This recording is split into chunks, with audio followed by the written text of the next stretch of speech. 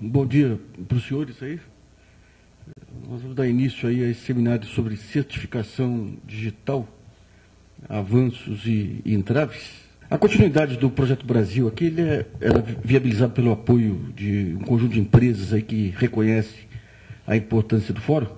Eu vou fazer uma pequena apresentação só para a gente situar um pouquinho o objetivo desse seminário e o que vai ser feito com o conteúdo desse seminário. Já há algum tempo,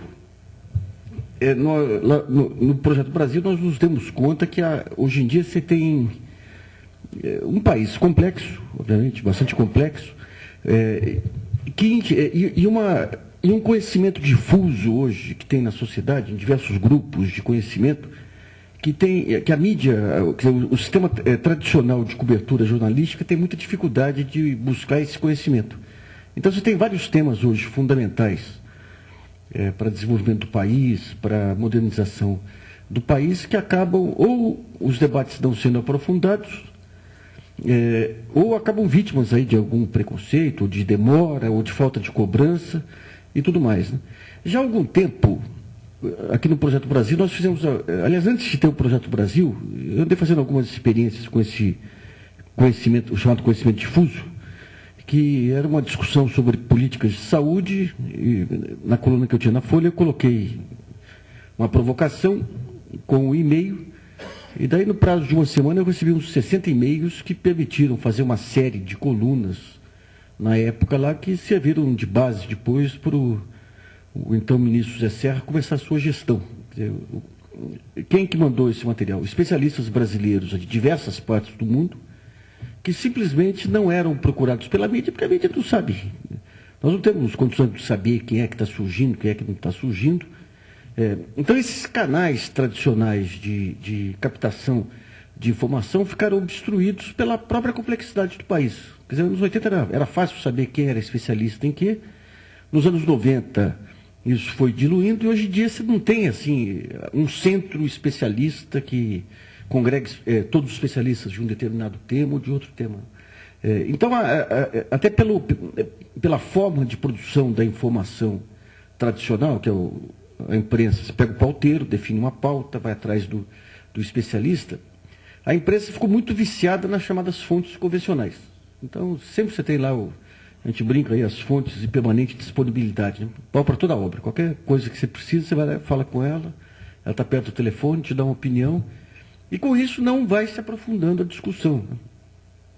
Com o advento da internet, esse jogo muda por várias razões. Primeiro que a internet, ela permite, pelas suas características tecnológicas aí, que você crie camadas de informação. Você pode ter uma matéria mais rápida, que o sujeito quer bater o olho, entender um determinado tema, atrás dela você pode ter links com trabalhos, com análises mais aprofundadas, com fóruns de discussão, com blogs, com tudo mais aí.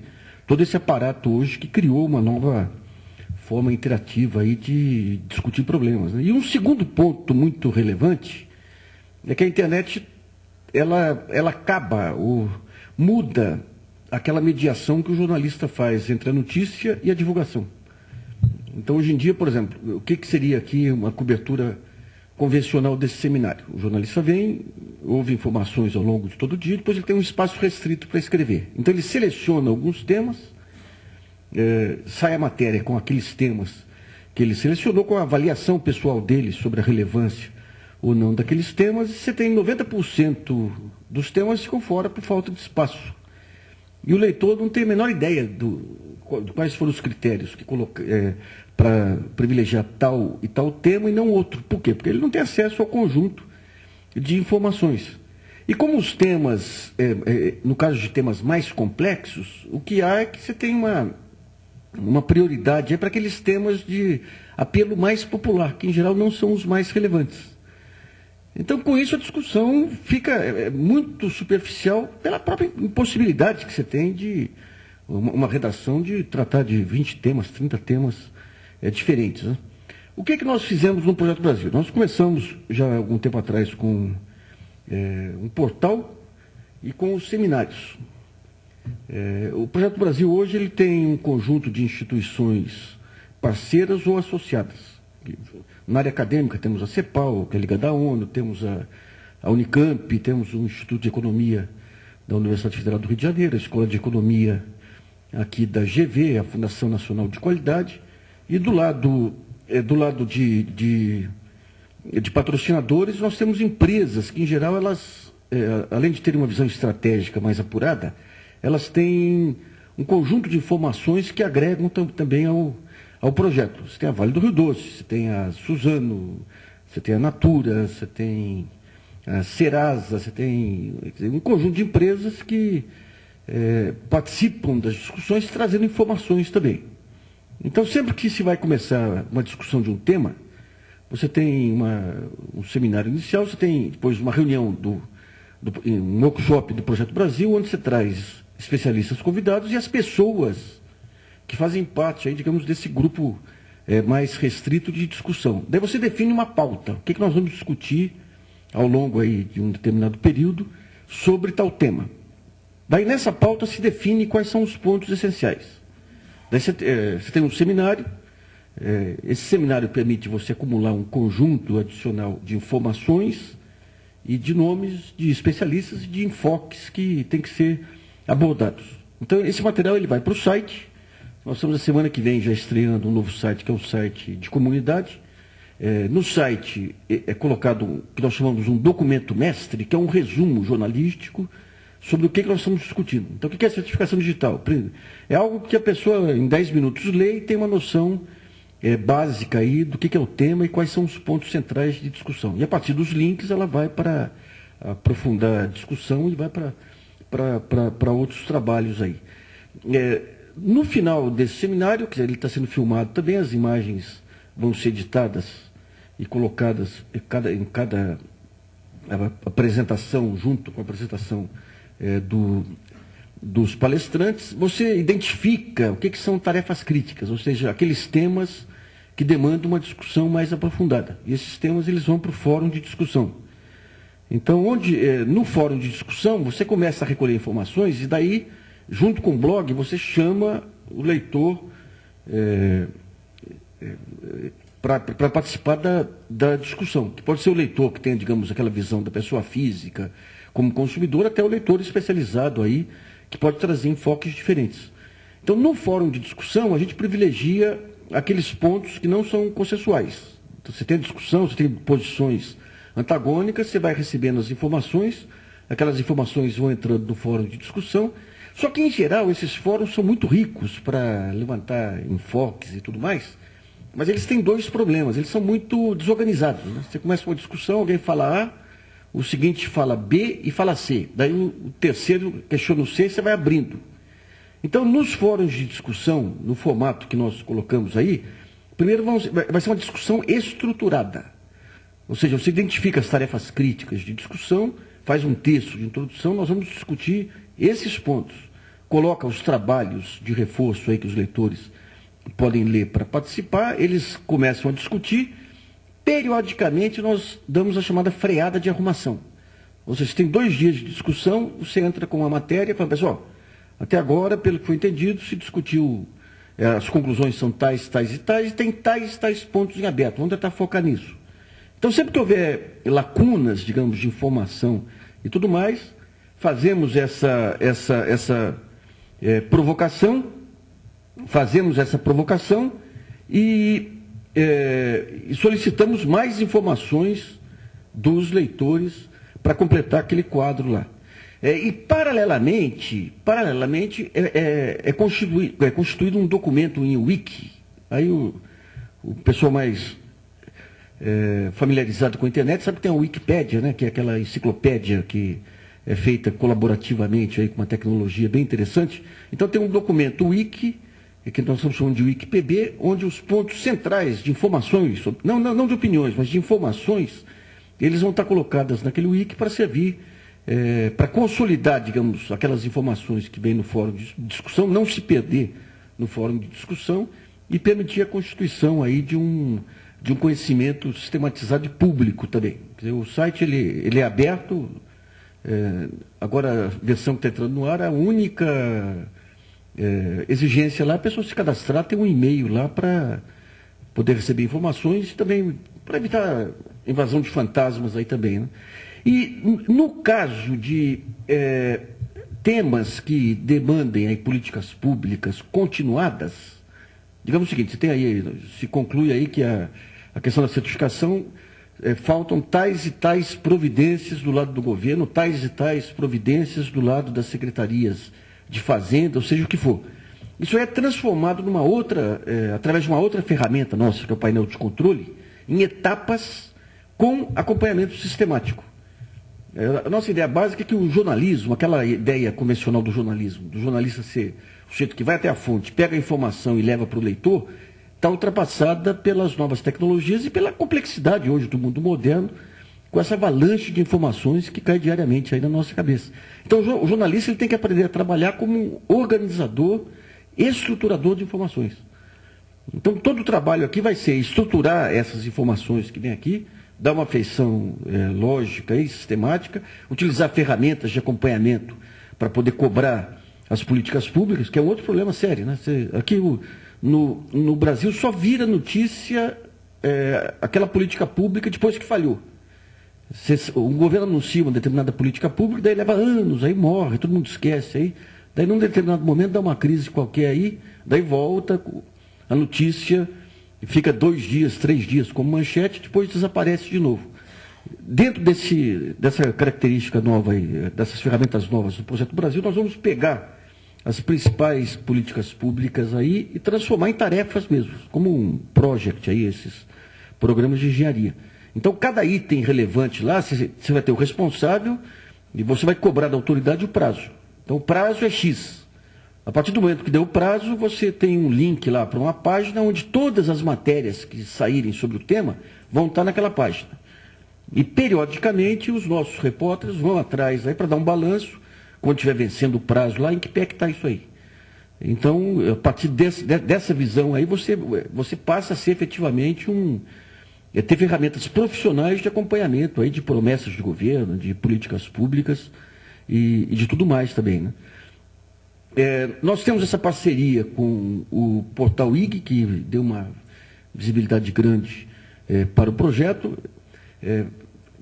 A partir da semana que vem, nós estamos já em fase final de convalidação aí do novo sistema, e a partir da semana que vem, vocês vão poder, tem o endereço www.projetobr.com.br, que hoje ainda vai direcionar para o site antigo, mas a partir da semana que vem vocês podem se cadastrar.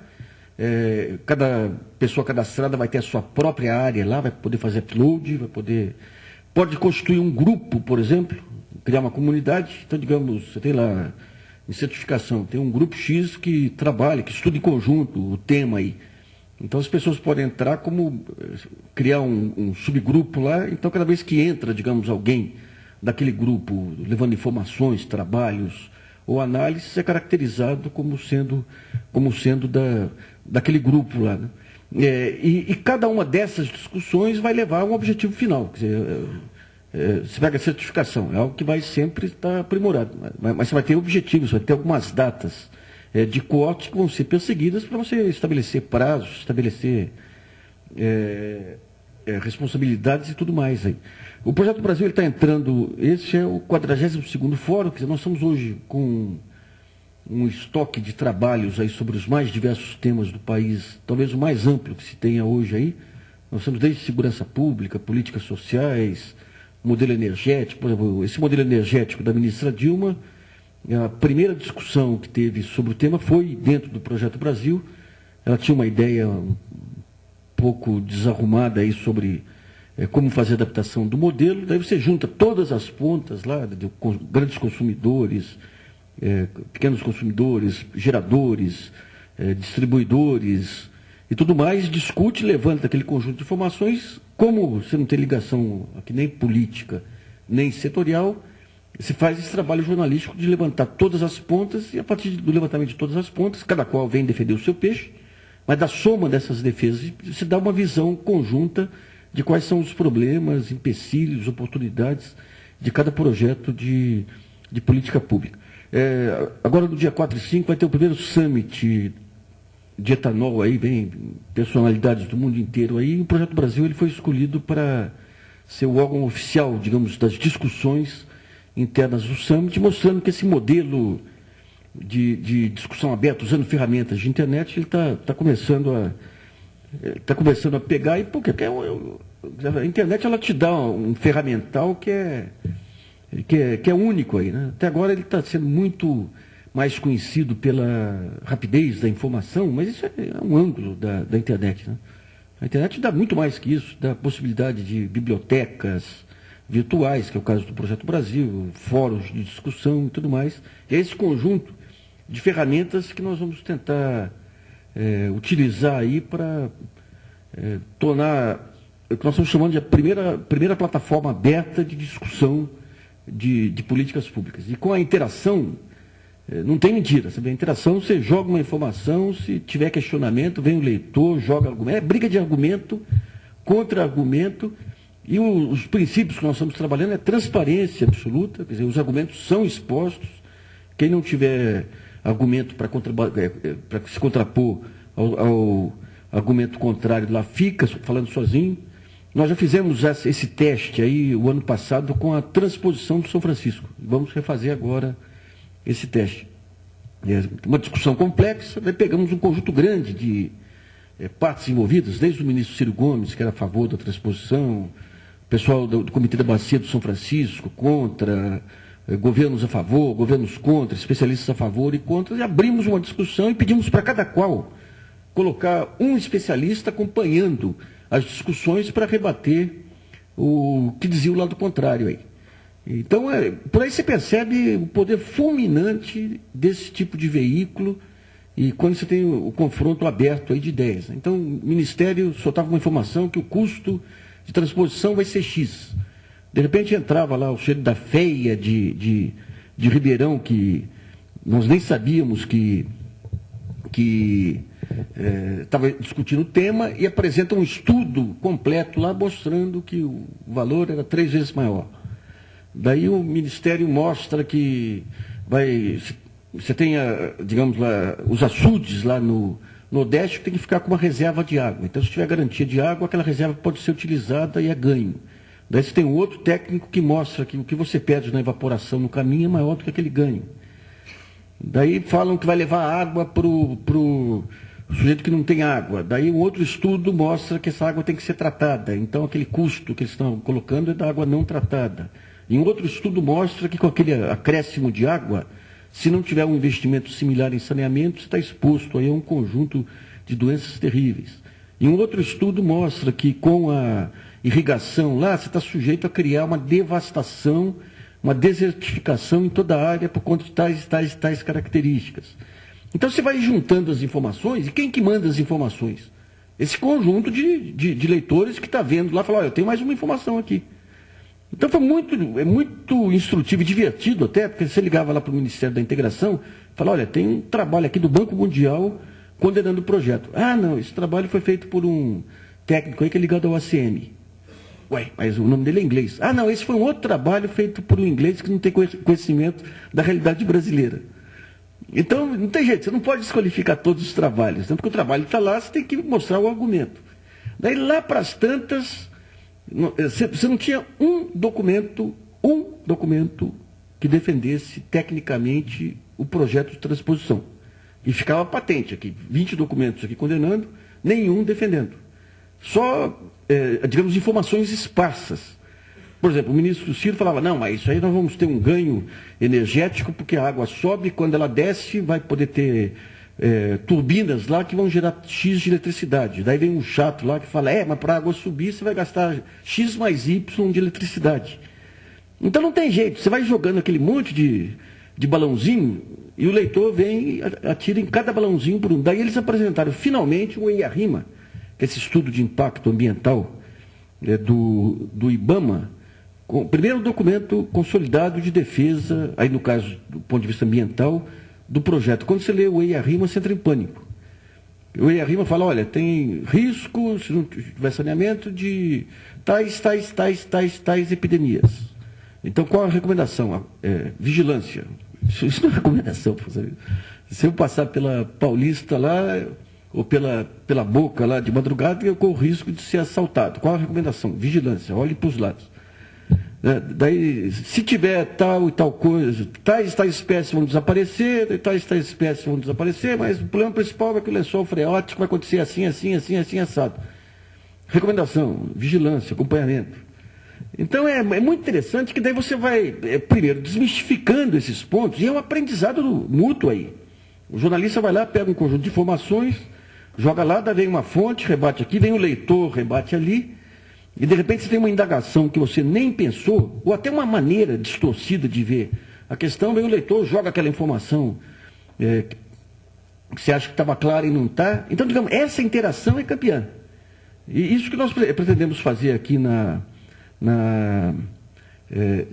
nesse debate, levantar as principais informações, identificar, a partir desse debate, quais são os pontos centrais do documento mestre, quais são as tarefas críticas que vão ter que ser acompanhadas, discutidas e aprofundadas, quais são as visões, as diversas visões sobre o tema que vão ter que ser divulgados e também aprofundados nessas discussões, e tudo isso vai para a área específica dentro do Projeto Brasil, com mais os vídeos aqui da discussão, os trabalhos que surgirem e tudo mais. E a partir daí, as pessoas se cadastram, os senhores obviamente têm a preferência pelo fato de já estar participando do seminário, e daí tem a área onde vão poder não só opinar nos fóruns de discussão, como mandar trabalhos, identificar o que está acontecendo em outros países, dentro desse conceito de Web 2, que é o trabalho colaborativo aí, né? Bom, já falei demais aqui para expor esses princípios aí do Projeto Brasil. Eu queria abrir agora o primeiro painel, que são prazos e incentivos para a introdução da nota fiscal eletrônica, que vai ser, digamos aí, uma primeira revolução na área de certificação digital, que tem prós e contras, né? O prós é que vai poder reduzir a sonegação, né? E o contra é que vai dar um choque tributário aí, que se não tiver uma correspondente queda de alíquota aí, vão desaparecer muitos setores, né? Eu queria convidar a Raquel Marcos, que é da Câmara de Comércio Eletrônico, o Richard Lowenthal, que é presidente da Associação Brasileira de E-Business, e o Vinícius Pimentel de Freitas, que é chefe da seção de interação eletrônica da Fazenda do Rio Grande do Sul, agradecendo a presença dos três aí. Obrigado. Obrigada, bom dia a todos. Na verdade, eu queria agradecer aqui na pessoa do Sr. Luiz Nassif pelo convite e falar, assim, inicialmente, que eu estou representando aqui a Câmara Enet, especialmente na pessoa do vice-presidente, Dr. Ludovino Lopes, explicar para vocês um pouquinho o que é a Câmara e qual é o interesse da Câmara na nota fiscal eletrônica, tá? Pode começar. Bom, a Câmara Enet, ela tem o objetivo de acompanhar todas as questões relacionadas ao comércio eletrônico. E a Câmara hoje, ela trabalha dividida em vários comitês. Um dos comitês que a Câmara tinha, na verdade, era de documentação eletrônica, e nesse momento ele está bem direcionado à nota fiscal eletrônica. E isso se explica pelas perspectivas do projeto, né? Se vocês derem uma olhada ali nos slides, a gente tem que a nota fiscal eletrônica, as previsões de movimentação de documentação eletrônica, tá? Então, para o ano de 2006, a gente tem lá volumes de 500 mil mês para o começo do ano, chegando ao final de 2006 em 10 milhões mês, a gente está falando isso, de movimentação de nota fiscal eletrônica, tá? Para 2007, 100 milhões mês, e aí os seguintes anos ali, chegando em 2010 a 200 milhões mês de notas fiscais eletrônicas emitidas. Então, assim, é um projeto muito grande em termos de certificação, né? Essas notas fiscais são todas certificadas digitalmente. Então, assim, não se imaginava, então, em um período tão pequeno de tempo, assim, um projeto que fosse viabilizar um trânsito tão grande de documentos eletrônicos, no caso, assinados digitalmente, tá? A Câmara, no Comitê de Nota Fiscal Eletrônica, qual que é o principal objetivo dela? Para a nota fiscal eletrônica estadual, que é a que a gente vai tratar hoje com mais cuidado, que está dentro do projeto SPED, a gente tem o objetivo o quê? De acompanhar e interferir no que for possível, sabendo que esse projeto ele já está bem direcionado, já tiveram alguns projetos, a gente vai tratar. Para a nota fiscal eletrônica municipal, a gente pretende aí uma atuação mais específica. Por quê? A nota eletrônica municipal, ela saiu do projeto SPED. Então, na verdade, as prefeituras elas estão gozando e usando aí da sua autonomia para estabelecer as notas fiscais delas, assim, como melhor lhes convém. Então, a primeira prefeitura, que foi São Paulo, que se mobilizou, ela já instituiu a nota fiscal eletrônica de serviços e até no começo foi muito criticada, porque a nota fiscal de serviços ela veio muito rapidamente e, na verdade, veio sem a segurança que precisava ver no primeiro momento. Então, o ponto positivo da nota fiscal de serviços foi a rapidez com que ela foi implementada e aí muitos criticaram, relacionando aí as questões de segurança, que a nota fiscal de serviço ela é emitida dentro do site da prefeitura, no ambiente web, ela começou sem assinatura digital, então o que dava uma certa insegurança para o projeto. Então, relacionado à nota fiscal eletrônica municipal, o que a Câmara ela pretende? Ela pretende estabelecer aí um projeto, um manual de boas práticas da nota fiscal eletrônica e ela também já está agindo com algumas municipalidades específicas aí nesse projeto de implementação de nota fiscal. Então, a gente já tem aí um convênio, né, uma cooperação com Manaus, que na verdade Manaus até que meio importou o sistema de São Paulo. A gente está também com São José dos Campos, então a Câmara está atuando especificamente com algumas municipalidades, dentre outras, para aí conseguir estabelecer um processo de nota fiscal de serviços eletrônica que seja seguro e satisfaça não só a administração pública, mas os interesses também de todos os contribuintes. Então, a Câmara, nesse momento, ela está fazendo um mapeamento de todos os modelos de nota fiscal eletrônica que existem. Quando a gente fala de mapeamento, a gente está falando da nota municipal, né, que ela existe em diversos modelos, com diversos tipos de procedimento e até em diversos ambientes. Então, esse mapeamento já está sendo realizado pela Câmara e a gente já está agindo aí em cooperação com algumas municipalidades, tá? Pode passar. Agora a gente vai entrar especificamente no tema da nota fiscal eletrônica, do sistema SPED, que é a nota fiscal eletrônica de comércio, né? A nota fiscal eletrônica estadual. E daí, o interessante é fazer aí um panorama geral do que está acontecendo e, na verdade, no cenário fiscal do país, e o que levou à instituição da nota fiscal eletrônica, tá? Surgiram alguns estudos, inclusive em 2005 e 2006, que o pessoal, além de começar a olhar, além de olhar para a carga fiscal, que é um assunto mais do que debatido, eles começaram a olhar também para o custo que as empresas tinham para acompanhar a legislação tributária. Então, em 2005, saiu um estudo que foi até bem interessante do Instituto de Planejamento Tributário, que chegou à conclusão que, em 17 anos, quer dizer, a partir da promulgação da Constituição do Brasil, para frente, eles contaram, em 17 anos, o Brasil ele tinha a edição de 36 normas tributárias por dia.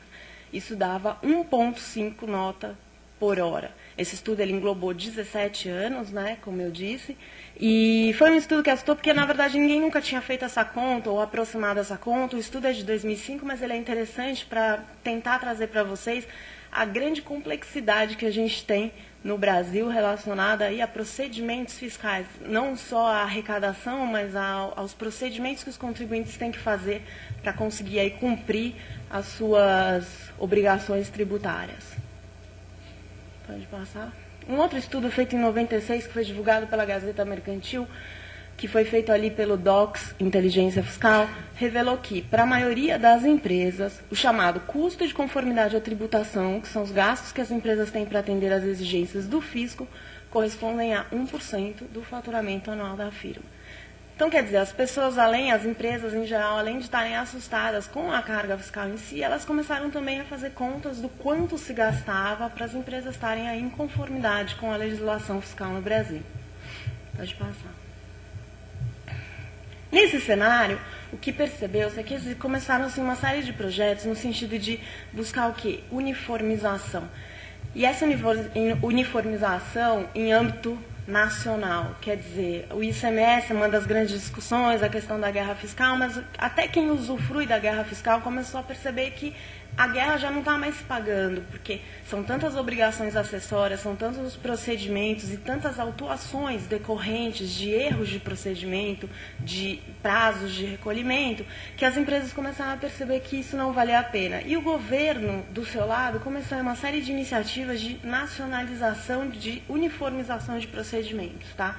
Então, só para citar rapidamente, a gente aí em 2006 para 2007, na verdade a nota fiscal eletrônica em 2005, mas todos esses outros projetos caminharam em 2006 para 2007, a gente tem o Estatuto Nacional da Micro e Pequena Empresa, que busca o quê? Uniformidade de recolhimento para micro e pequena empresa, recolhimento simplificado e uniformizado, né? Vários impostos pagos de uma vez só e o maior motivo aí do Estatuto foi o quê? O Simples Federal, que vigia até o momento, ele tinha uma série de restrições para diversas atividades, e o Estatuto Nacional da Microempresa veio a instituir um regime simplificado de tributação que tinha como o maior objetivo conseguir incluir o maior número de empresas nesse regime simplificado de tributação, tá?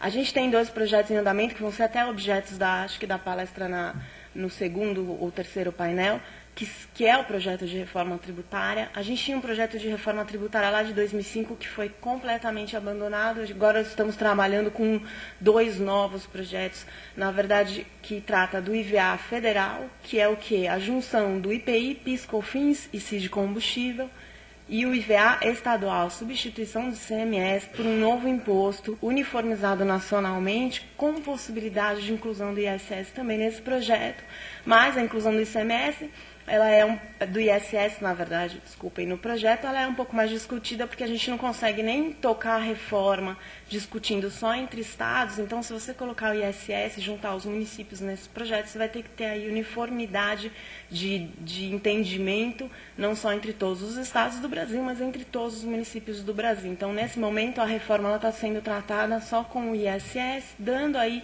possibilidade do ISS entrar no processo. A gente tem uma recente modificação que foi também a junção da Receita Federal com a Receita Previdenciária, né? Quer dizer, mais uma iniciativa o quê? De uniformização, de criação de bancos de dados. E o que a gente está percebendo é justamente essa necessidade. O governo percebeu que ele não tem fiscais suficientes, não tem estrutura suficiente, e hoje o grande objetivo é o quê?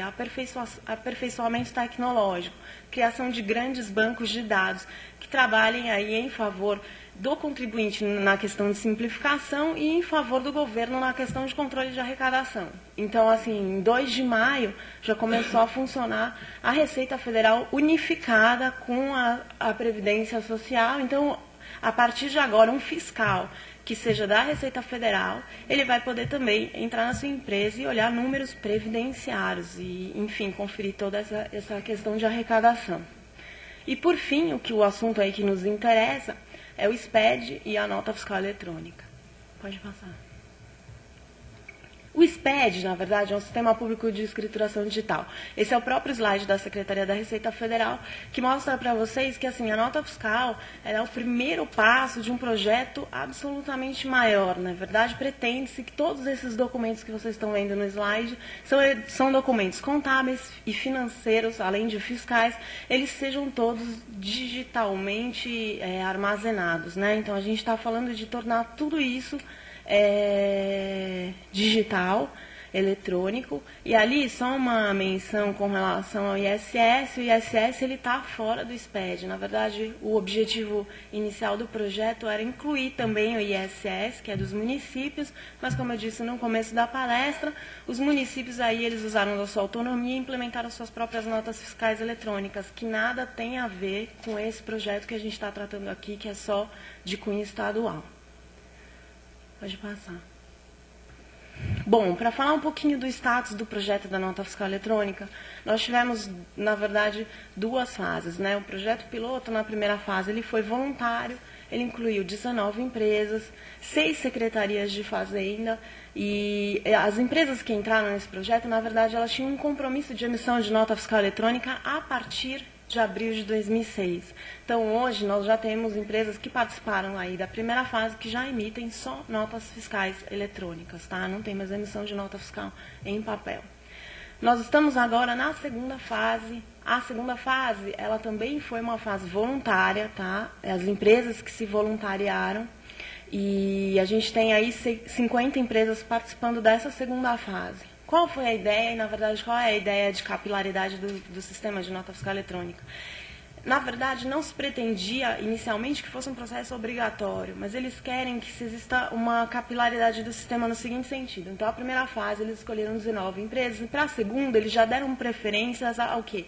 Clientes e fornecedores da primeira fase. E eles esperam que chegue um momento que, na verdade, um fornecedor, ele escolhe os seus clientes pela emissão de nota fiscal eletrônica. Quer dizer, a cadeia só vai fazer sentido se o seu fornecedor e se o seu cliente tiverem aí notas fiscais eletrônicas, porque esses documentos, eles todos já conseguem transitar digitalmente e se elimina muito trabalho. Então, a ideia, na verdade, é ir formando cadeias de nota fiscal eletrônica e, num primeiro momento, a ideia não era estabelecer a obrigatoriedade, era realmente começar aí com esse processo voluntário. É o que está acontecendo até o momento, mas, na verdade, isso já vai mudar a partir de 2008. A gente vai dar uma olhada nisso também, tá? Pode passar. Sobre a obrigatoriedade, né? Então, assim, a gente tinha em médio prazo aí uma perspectiva de não obrigatoriedade de emissão de nota fiscal eletrônica. Acontece que na última reunião realizada pelo CONFAS, em Natal, já 30 de março de 2007, o que eles fizeram? Esses ajustes, eles são essas normas do CONFAS que estão aí norteando o processo da nota fiscal eletrônica. Então, assim, esse ajuste CINEF 5 de 2007, ele alterou o 7 de 2007. Então, assim, esse 7 de 2007, na verdade, o 5 de 2007 foi o que instituiu a nota fiscal eletrônica e esse 7 de 2007 foi o que acrescentou esses parágrafos. E aí, vejam, ficam as unidades federadas autorizadas a estabelecer a obrigatoriedade da utilização da nota fiscal eletrônica, a qual será fixada por intermédio de protocolo ICMS. Para a fixação da obrigatoriedade de que trata o parágrafo 1º, as unidades poderão utilizar critérios relacionados à receita de vendas de serviços dos contribuintes ou atividade econômicas por eles exercidas. Então, vejam, essa norma, na verdade, esses ajustes, eles são editados pelo CONFAS. O CONFAS é um órgão aí que ele congrega os representantes fiscais de todos os estados da federação, né? Então, assim, sempre tem um representante de cada estado do Brasil nessas reuniões do CONFAS, e nessa reunião, então, em março, eles já determinaram o quê? Que os estados poderiam, conforme faturamento ou natureza dos serviços prestados pelos contribuintes, determinar aí a obrigatoriedade da emissão da nota fiscal eletrônica. Pode passar. Vocês vejam que já em abril, né, aquela norma era de maio, agora já em abril foi publicado o primeiro protocolo. O protocolo também é publicado pelo CONFAS, por esse mesmo órgão. E aí, nesse protocolo, vejam que os estados de Alagoas, Bahia, Ceará, Espírito Santo, Goiás, Maranhão, Mato Grosso, Minas Gerais, Pará, Rio Grande do Norte, Rio Grande do Sul, São Paulo e Sergipe, eles já estabeleceram que a partir de 1º de janeiro de 2008 estarão obrigados à utilização da nota fiscal eletrônica os contribuintes que exercem atividades de distribuição de combustíveis líquidos e de fabricação de cigarros. E aí, aliás, até indicaram os quinais dessas atividades. Então, percebam que, assim, um projeto que começou com um cunho absolutamente voluntário, ele já está caminhando para o sentido da obrigatoriedade. É claro que primeiro vão ser focados aí os maiores contribuintes, quer dizer, uma linha de maior faturamento ou de atividades que representem aí um grande faturamento, mas talvez essa obrigatoriedade já tenha vindo até um pouco antes do que a gente esperava, considerando que o primeiro projeto ainda não está efetivamente concluído e a gente está caminhando aí num segundo projeto piloto. Então, essas normas são super recentes, foi só para dar uma noção de que, quer dizer, o sentido de obrigatoriedade ele já está um pouco mais próximo do que a gente previa. Pode passar. Agora eu vou tratar só um pouquinho sobre o procedimento da nota fiscal eletrônica. Não sei se todos vocês estão aí atualizados com relação a isso, mas em relação... esse slide ele também é do site da Secretaria da Receita, é o site da Secretaria explicando como que será emitida uma nota fiscal eletrônica. Então, quer dizer, esse é do ponto de vista do contribuinte, tá? Como ele emite. O contribuinte ele vai ali emitir um arquivo XML que vai conter todas as informações da nota fiscal eletrônica, né, antes da sua impressão. Pode pôr.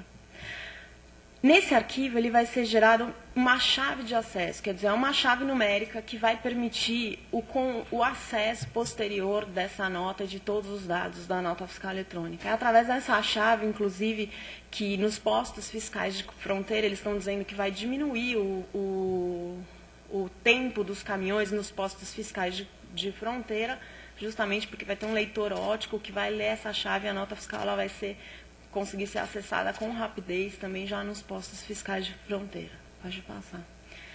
Bom, após a geração desse arquivo e com a chave eletrônica, a nota fiscal ela é assinada digitalmente. Normalmente ela é assinada em lotes, tá? Então, assim, o contribuinte ele põe a assinatura digital em lotes de notas fiscais. Pode dar seguimento. Você, na verdade, como não existe ainda uma solução de documento que acompanhe a mercadoria, quer dizer, o sistema tributário ele está sempre voltado ao que é remessa de mercadorias ainda acompanhada de algum documento físico. Então, apesar de ser um projeto de nota fiscal eletrônica, ele não conseguiu eliminar todo o papel, porque, na verdade, você vai pegar essa nota fiscal e vai imprimir ela após a autorização. Daqui a pouco a gente vai ver a fase da fazenda, mas após você ter o protocolo de autorização, você imprime e você tem o que eles chamam de DANF. Eles falam que esse DANF não tem valor da nota fiscal, porque a nota fiscal eletrônica é o documento eletrônico, mas ele serve como um documento de auxílio para o trânsito da mercadoria no território nacional, tá?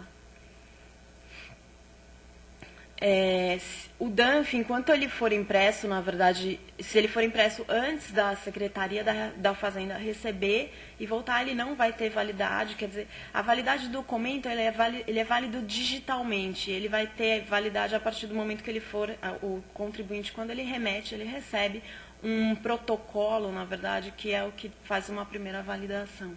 Pode passar. Aqui a gente vai ver a recepção do documento pela Fazenda, tá? Então, assim, o contribuinte, ele remete esse documento que ele gerou para a Cefaz de origem. A Cefaz, ela faz uma pré-validação, né? Na verdade, assim, o que a gente tem com relação à nota fiscal eletrônica?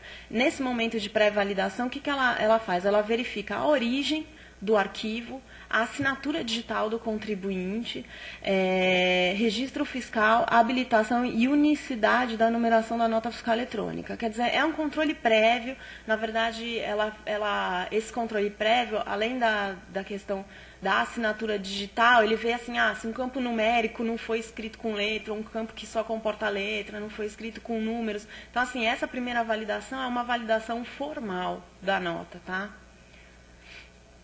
Aí a Cefaz ela encaminha um recibo de entrega para o contribuinte e a partir dessa autorização é que a nota fiscal eletrônica tem ali a sua validade e aí a autorização para circular e nesse momento que o contribuinte ele imprime lá o DANF para poder transitar com a sua mercadoria. Foi a Secretaria da Receita Federal que criou aí um grande banco de dados para armazenar essas notas fiscais e o contribuinte ele consulta no site, que é Portal da Nota Fiscal Eletrônica. O contribuinte ele vai ter acesso a esse site e lá vão estar armazenadas a Secretaria da Receita Federal, que se dispôs a armazenar toda essa quantidade de documentação eletrônica relacionada à nota fiscal. Pode ir. Se a nota fiscal, a operação for interestadual, então, assim, a Cefaz de destino, ela imediatamente, a Cefaz de origem, imediatamente encaminha a nota fiscal para a Cefaz de destino, quer dizer, é uma interação ali que tem com relação à fiscalização. E aí, em caso de falha da Cefaz de destino, ela se atualiza posteriormente com a Secretaria da Receita. Quer dizer, o banco de dados está na Secretaria da Receita, as notas vão estar sempre disponíveis na Secretaria da Receita nesse site, que é o Portal da Nota Fiscal Eletrônica. Para falar aí um pouco dos benefícios, quer dizer, o que eles listam, né? Então, assim, para o emissor, para o contribuinte da nota fiscal eletrônica, eles estão dizendo que redução de custo de aquisição de formulário contínuo, de fato, na verdade, você vai ter que imprimir uma via só do documento do DANF para acompanhar a mercadoria, todo o resto é eletrônico do procedimento, redução dos custos de impressão, redução de custos de armazenamento de documentos fiscais, simplificação de obrigações acessórias, estão dizendo, bom, dispensa a IDF, que a IDF é autorização para impressão de documentos fiscais, tá? O contribuinte tinha que entrar com processo para pedir autorização para conseguir emitir notas fiscais, então não vai mais existir esse processo. A redução do tempo de paradas em postos fiscais, então, é aquela história que eu falei para vocês lá da chave numérica, da possibilidade de ter um leitor de ótico que na verdade, no posto fiscal, sem ter que digitar nota, nada, passa o leitor, o posto ou a autoridade do posto fiscal já vai ter acesso a essa nota fiscal eletrônica. Incentiva ao uso de relacionamentos eletrônicos com clientes B2B. Pode passar. Para o receptor da nota fiscal eletrônica, eles estão dizendo eliminação e digitação de notas fiscais na recepção de mercadorias e consequentes erros de escrituração. Essa nota, na verdade, ela é encaminhada para o receptor da mercadoria até antes do trânsito da mercadoria, porque é eletrônica, né? Então, assim, autorizada, na verdade, eu consigo mandar a nota fiscal via eletrônica por e-mail para o receptor, né? Para o meu cliente. Então, ele vai ter a informação da nota fiscal antes da chegada da mercadoria e, na verdade, não precisará digitar, porque o documento ele já vai ter sido recepcionado eletronicamente. Um planejamento de logística possibilitado pela recepção antecipada das informações contidas na nota fiscal. Exatamente isso que eu acabei de falar. Ele vai receber a nota fiscal antes mesmo de receber a mercadoria e nesse momento, ele já consegue fazer um planejamento de logística melhor. Para as administrações tributárias, né? Então, aperfeiçoamento dos processos de controle fiscal e consequente aumento da arrecadação, conferência do efetivo trânsito de mercadoria nas operações interestaduais. Então, na verdade, o maior dos benefícios aí para a administração tributária é justamente a questão de banco de dados, né? De uniformização de procedimentos. Você tem todas as secretarias meio que linkadas com todas as secretarias estaduais linkadas com a Secretaria da Receita Federal, e nesse momento você tem a formação de um grande banco de dados que só vai se complementar com o encaminhamento do projeto SPED mesmo. Então, assim, nesse momento a gente está falando de um banco de dados de notas fiscais eletrônicas, onde a fazenda de origem já encaminha para a secretaria, encaminha para a fazenda de destino, e a documentação toda transita eletronicamente, independentemente da circulação física da mercadoria. E isso tudo só vai aumentar com a implementação do SPED, que é a questão também de digitalização, né? Na verdade, de tornar eletrônicos todos os documentos de ordem contábil, fiscal e financeira. Tá? Uma melhor qualidade, compartilhamento e redução da redundância de informações e informação em tempo real antes da ocorrência do fato gerador. Então, na verdade, esses são os maiores benefícios aí da nota fiscal eletrônica. Eu acho que fica muito claro que as administrações tributárias, até por todos aqueles outros projetos que a gente viu logo no começo da exposição, ela está caminhando para isso, para um aprimoramento tecnológico, para essa criação de grandes bancos de dados. E, nesse sentido, qualquer informação discrepante que o contribuinte informe, ou encaminhe, ou envie, quer dizer, o próprio sistema ele tem condições. Hoje a gente tem isso muito na esfera federal, né? CPMF, com DCTF, com CPMF, enfim, hoje a gente já vive isso um pouco na esfera federal. A gente vai passar a ver isso de forma absolutamente unificada, né? Então, a gente vai ter as informações estaduais que vão ser aí observadas e batidas com as informações federais. Essa criação desse banco de dados, ela faz com que os contribuintes tenham que ter aí uma grande preocupação com relação às informações que eles enviam, porque qualquer incompatibilidade de informações acaba aí gerando autos de infração. Bom, em resumo é isso que eu tinha para falar. A gente ainda vai ter aqui 2 colegas que vão tratar do mesmo assunto, e acho que ao final a gente vai ter o tempo para as perguntas, né? Muito obrigada a todos.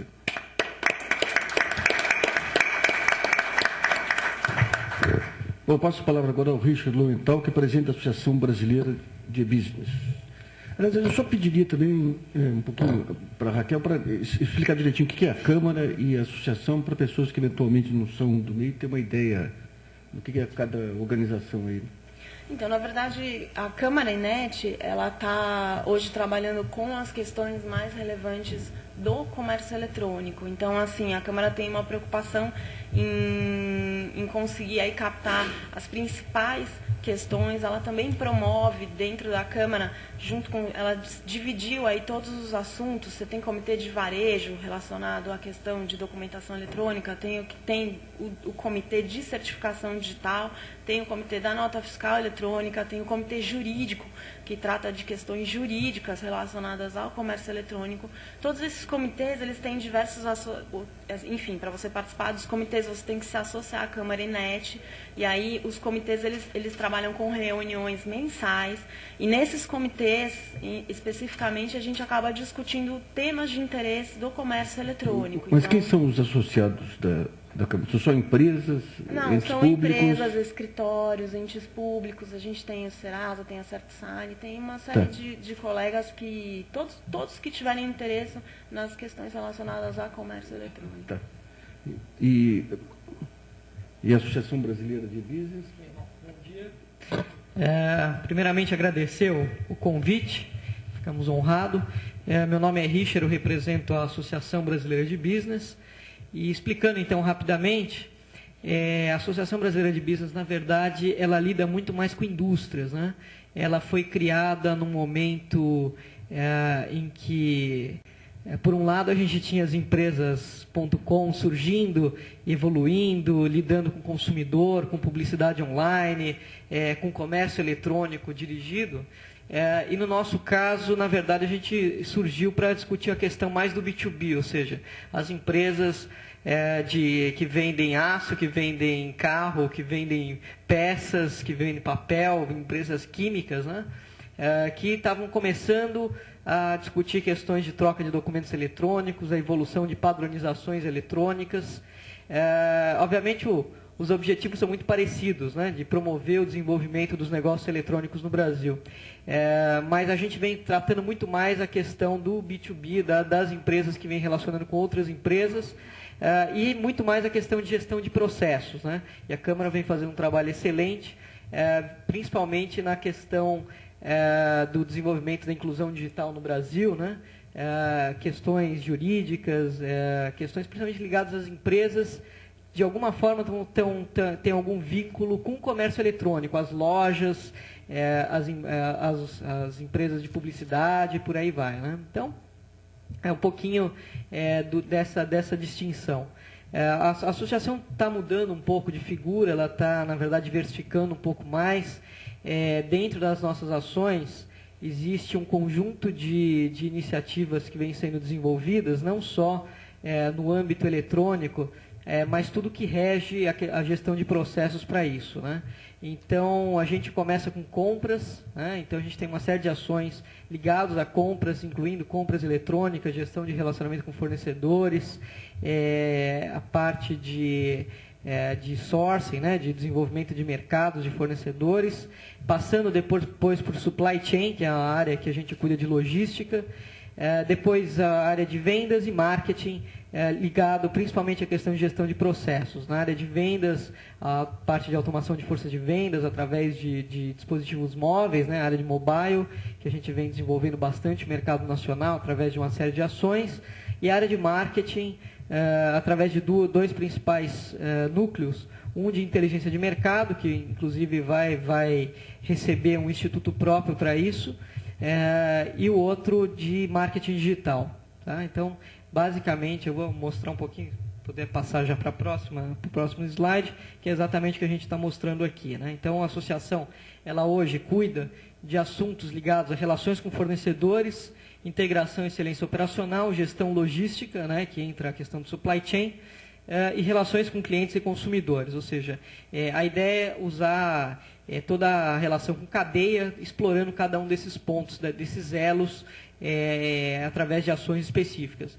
E como é que a gente vem explorando essas ações? Através de eventos, né? Então tem uma série de eventos, congressos, conferências que vem sendo realizados ao longo do ano, comitês, principalmente no âmbito setorial, onde cada setor expõe um pouco da sua necessidade. Foi daí que surgiu a ideia da associação, né? Através desses comitês setoriais, iniciando no químico, publicações e pesquisas. Então, periodicamente, a associação lança uma série de pesquisas no mercado, tentando mapear um pouco os índices, como é que as vendas eletrônicas nesse mercado corporativo vem se desenvolvendo, como que o supply chain vem sendo enxergado pelas empresas, né, de uma forma, de um âmbito macro, né, aqui no Brasil, e todas essas demais derivações dos negócios eletrônicos, né? Então, a questão das vendas eletrônicas através de dispositivos móveis, a questão do marketing digital. Então, a gente vem permeando por todas essas áreas, desenvolvendo pesquisas e desenvolvendo esses mercados. Ok, podemos passar? Bom, há mais ou menos uns 3 anos atrás, a gente teve um primeiro contato com o tema da nota fiscal eletrônica, através aqui da Secretaria de Fazenda de São Paulo. A gente tinha um grupo do setor químico que já vinha perguntando, já vinha questionando sobre essa questão, ou seja, eles chegavam já num ponto bastante avançado, mas não conseguiam efetivamente emitir um documento com validade jurídica eletrônica, né? Então, na época, eu lembro que, visitando a Secretaria, o projeto ainda estava no início, existia uma série de estudos, enfim, a gente achou melhor dar um tempo, esperar o projeto andar, não sabia muito bem a velocidade com que isso vinha sendo conduzido. No começo do ano passado, num fórum que a gente teve de pedido eletrônico, o projeto novamente ressurgiu, né, para nós. Então, nesse evento, um representante nosso da associação trouxe atualizações do projeto. A gente viu que realmente já estava bastante evoluído, era um projeto muito pragmático, com prazo estabelecido e com algumas empresas, inclusive, já serem envolvidas. E por demanda de uma série de associados nossos, nós resolvemos retomar o assunto e formar um grupo para discussão, para difusão dentro da nossa comunidade e difusão também do projeto para demais segmentos e outros colaboradores no país todo. Então, nesse sentido, veio a ideia de criar um conselho que foi efetivado em abril do ano passado, com o nome de CONFEB, Conselho Privado da Nota Fiscal Eletrônica do Brasil, o qual a ideia é exatamente discutir os assuntos entre diversos setores, né, da economia brasileira e, a partir dele, conseguir entender modos, pontos que possam ser aprimorados, discutir formulações de novas propostas vinculadas ao projeto e ajudar na difusão do projeto em todo o âmbito nacional, né? A primeira ação que nós fizemos foi um evento que ocorreu no final de maio do ano passado, que foi um fórum bastante significativo dentro do projeto, onde a gente apresentou alguns, porém poucos cases que na época já estavam sendo conduzidos, né? Então, dentro das empresas do projeto piloto, e algumas outras soluções que já estavam sendo surgidas na época. Na realidade, após esse evento, nós fizemos uma primeira pesquisa da visão empresarial, não a visão do governo, mas a visão empresarial em relação ao projeto da nota fiscal eletrônica, e a gente viu um lado muito pessimista, de muitas empresas com interesse na adoção do projeto. A partir disso, a gente fez uma série de novas ações, que eu vou mostrar aqui em seguida, e esse ano, durante o período desse ano, a gente resolveu fazer uma segunda pesquisa a pedido de várias empresas, inclusive do pessoal das secretarias, né? Então, a gente fez uma segunda pesquisa mostrando essa visão empresarial, e esse até o principal intuito da minha presença, achei importante, estou mostrando em primeira mão, ela não está, inclusive, nem completa, não foi feito os cruzamentos, mas dá para ter uma ideia da atualização da percepção das empresas quanto à adoção do uso do projeto, né? Então, apresentar rapidamente o CONFEB. A ideia do CONFEB é exatamente compartilhar experiências entre os integrantes, através desses grupos que vêm sendo criados, prover conteúdo, né, sobre as diversas disciplinas inerentes ao projeto, né, que envolvem integração, questões tributárias, gerenciamento de projetos, enfim, todas as questões vinculadas ao projeto. Manter um canal de interlocução junto ao fisco, influenciar no projeto através de propostas de aprimoramento, adequação de padrões, questões de legislação, processos, né, inerentes aos processos da nota fiscal eletrônica, e disseminar essa cultura do uso da nota fiscal eletrônica em diversos setores da economia e elos empresariais. Então, na verdade, o CONFEB é dividido em 3 grupos, né? Tem os comitês setoriais, os técnicos de relações com o mercado, basicamente que eu tenho mais contato é com os comitês setoriais, que vem acontecendo com uma dinâmica bastante interessante. Dentre eles, a gente tem 3 principais segmentos que vêm sendo trabalhados atualmente, e alguns outros que têm previsão ainda esse ano. Então, dos segmentos que a gente já está trabalhando, inclui o setor de veículos e peças, que a gente fez alguns trabalhos junto, inclusive ao Sindipessas, né? O setor químico e petroquímico, que fizemos duas reuniões importantes no ano passado, e dessas reuniões surgiu um documento que foi encaminhado para o INCAT e para as secretarias, com o intuito de mostrar um pouco a visão das demandas desse próprio segmento, o setor químico, né, que era representado por uma série de empresas, entre elas a ROD, a Braskem, diversas outras, eu não lembro todas, mas diversas outras empresas do segmento químico, acho que ao todo são umas 15 empresas. Depois, inclusive, já tivemos até a resposta da secretaria muito rápida, então mostrando interesse em atender rapidamente mesmo a demanda, as necessidades dos segmentos. O setor de alimentos, que tivemos a primeira reunião na semana passada junto à ABIA, né, a Associação Brasileira da Indústria da Alimentação. Então, foi uma primeira reunião, devemos ter uma próxima, provavelmente junto ao varejo, com algumas questões que foram levantadas. Então, esse é basicamente um panorama do que a gente vem fazendo, a gente vem conduzindo dentro da esfera do Confeb. Existe um portal que também foi lançado no ano passado, que é o nfe.org.br, contendo informações sobre o projeto. Enfim, aí tem uma série de benefícios que a gente vem provendo a todos os associados e empresas que vêm se associando, principalmente na esfera de usuários, de contribuintes, né? Então, participação da reunião desses comitês, desses grupos de trabalhos, acesso aos comitês de relações com o mercado, né? Ou seja, para poder apresentar essas propostas de modificação, apoio da equipe executiva, né? Ou seja, operacional da associação para auxiliar em busca de informação, pesquisas, recebimento dessas pesquisas consolidadas de mercado, acesso ao fórum de discussões e a esses debates que vêm sendo desenvolvidos, e a possibilidade de desenvolver ações usando a bandeira neutra do Confeb.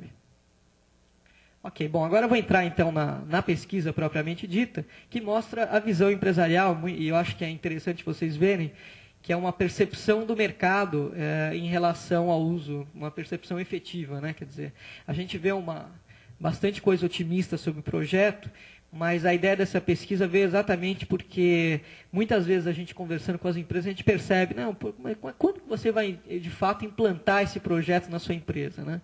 E a gente vê uma certa resistência ainda nessa implantação, e a gente precisa entender os porquês disso, né? Ou seja, o projeto, de certa forma, ele traz uma série de benefícios, traz desafios, né?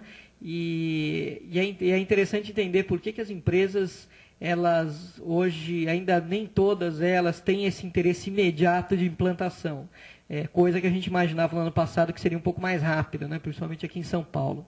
Então, essa pesquisa foi desenvolvida junto a cerca de 100 empresas, né, a gente separou por portes bastante distintos, até para ter uma ideia depois diferenciada. Aqui, infelizmente, não deu tempo de separar por porte, mas dá para ter uma visão macro do pensamento empresarial e mostrar um pouquinho, não só a visão a curto prazo, mas a visão também a médio prazo de quando essas empresas pretendem investir, pretendem começar a investir tempo e recurso no desenvolvimento de projetos, na aplicação e implantação de soluções de nota fiscal eletrônica. Então, é basicamente a composição do porte. A gente resolveu pegar um pouquinho do que a gente acha que vai representar o volume de notas no futuro, né? Então, empresas de grande porte que faturam mais de 600 milhões, empresas de médio porte que faturam de 100 a 600, e de pequeno porte que a gente colocou menor que 20, só que de 20 a 100 milhões. Né? Então, um pouco de cada um para ter uma ideia macro da percepção das empresas em relação ao projeto. Então, a primeira pergunta que a gente fez: quantas notas fiscais em média sua empresa emite mensalmente? Né, para ter uma ideia desse universo. Então, a gente vê que a maior parte emite de 1.000 a 5.000, né, e tem, obviamente, um universo de empresas que emitem um menor número. Enfim, até empresas 5% que emitem mais de 200 mil notas por mês. Né? Então, a gente percebe que dentro do projeto, das empresas do projeto piloto, por exemplo, tem empresas que emitem um número enorme de notas, incluindo, por exemplo, a Sadia, que emite um número muito grande, a Wikibold, né, 2 que já estão operando. E existem, obviamente, outras que não têm uma necessidade tão grande de emissão em termos de volume, mas que estão incluídas, que vêm outros tipos de benefícios dentro disso. Né? A gente percebe que, de certa forma, o número de notas está muito vinculado com o retorno de investimento que você vai ter na empresa. Né? Quanto maior o número de notas, a gente acredita que mais rápido vai ser o retorno de investimento. Por quê? Porque uma das questões até que a Raquel comentou, questão de redução de papel, por exemplo, é óbvio que quem emite um número pequeno não vai conseguir um retorno tão grande. À medida que você deixa de usar 4 vias em papel e começa a usar uma via só, que seria o DANF. Né? Então, obviamente, isso tem que ser justificado em termos de volume.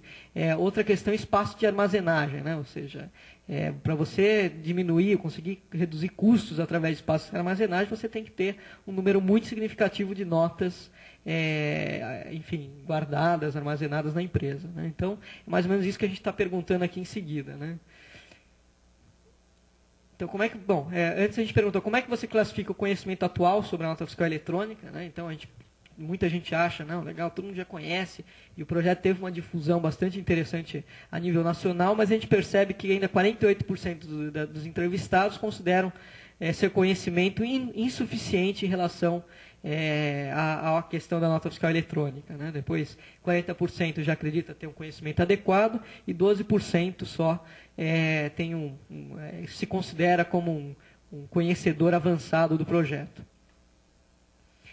Depois a gente perguntou se já possui algum trabalho dedicado ao estudo e implantação da nota fiscal eletrônica. Né? Então, também a gente vê que 75% ainda não possui um projeto dedicado e 25% sim. Eu vejo isso de uma forma muito positiva. Né? Que se 25% já tem um trabalho, significa que no universo aí de 100 empresas entrevistadas, realmente 25% já tem alguma coisa mais aprofundada, mais avançada nesse sentido, mostrando um interesse maior. E aí que a gente chega na questão dos benefícios. Né? Quais benefícios que as empresas enxergam como principais em relação à nota fiscal eletrônica aplicados nas suas respectivas empresas. Né?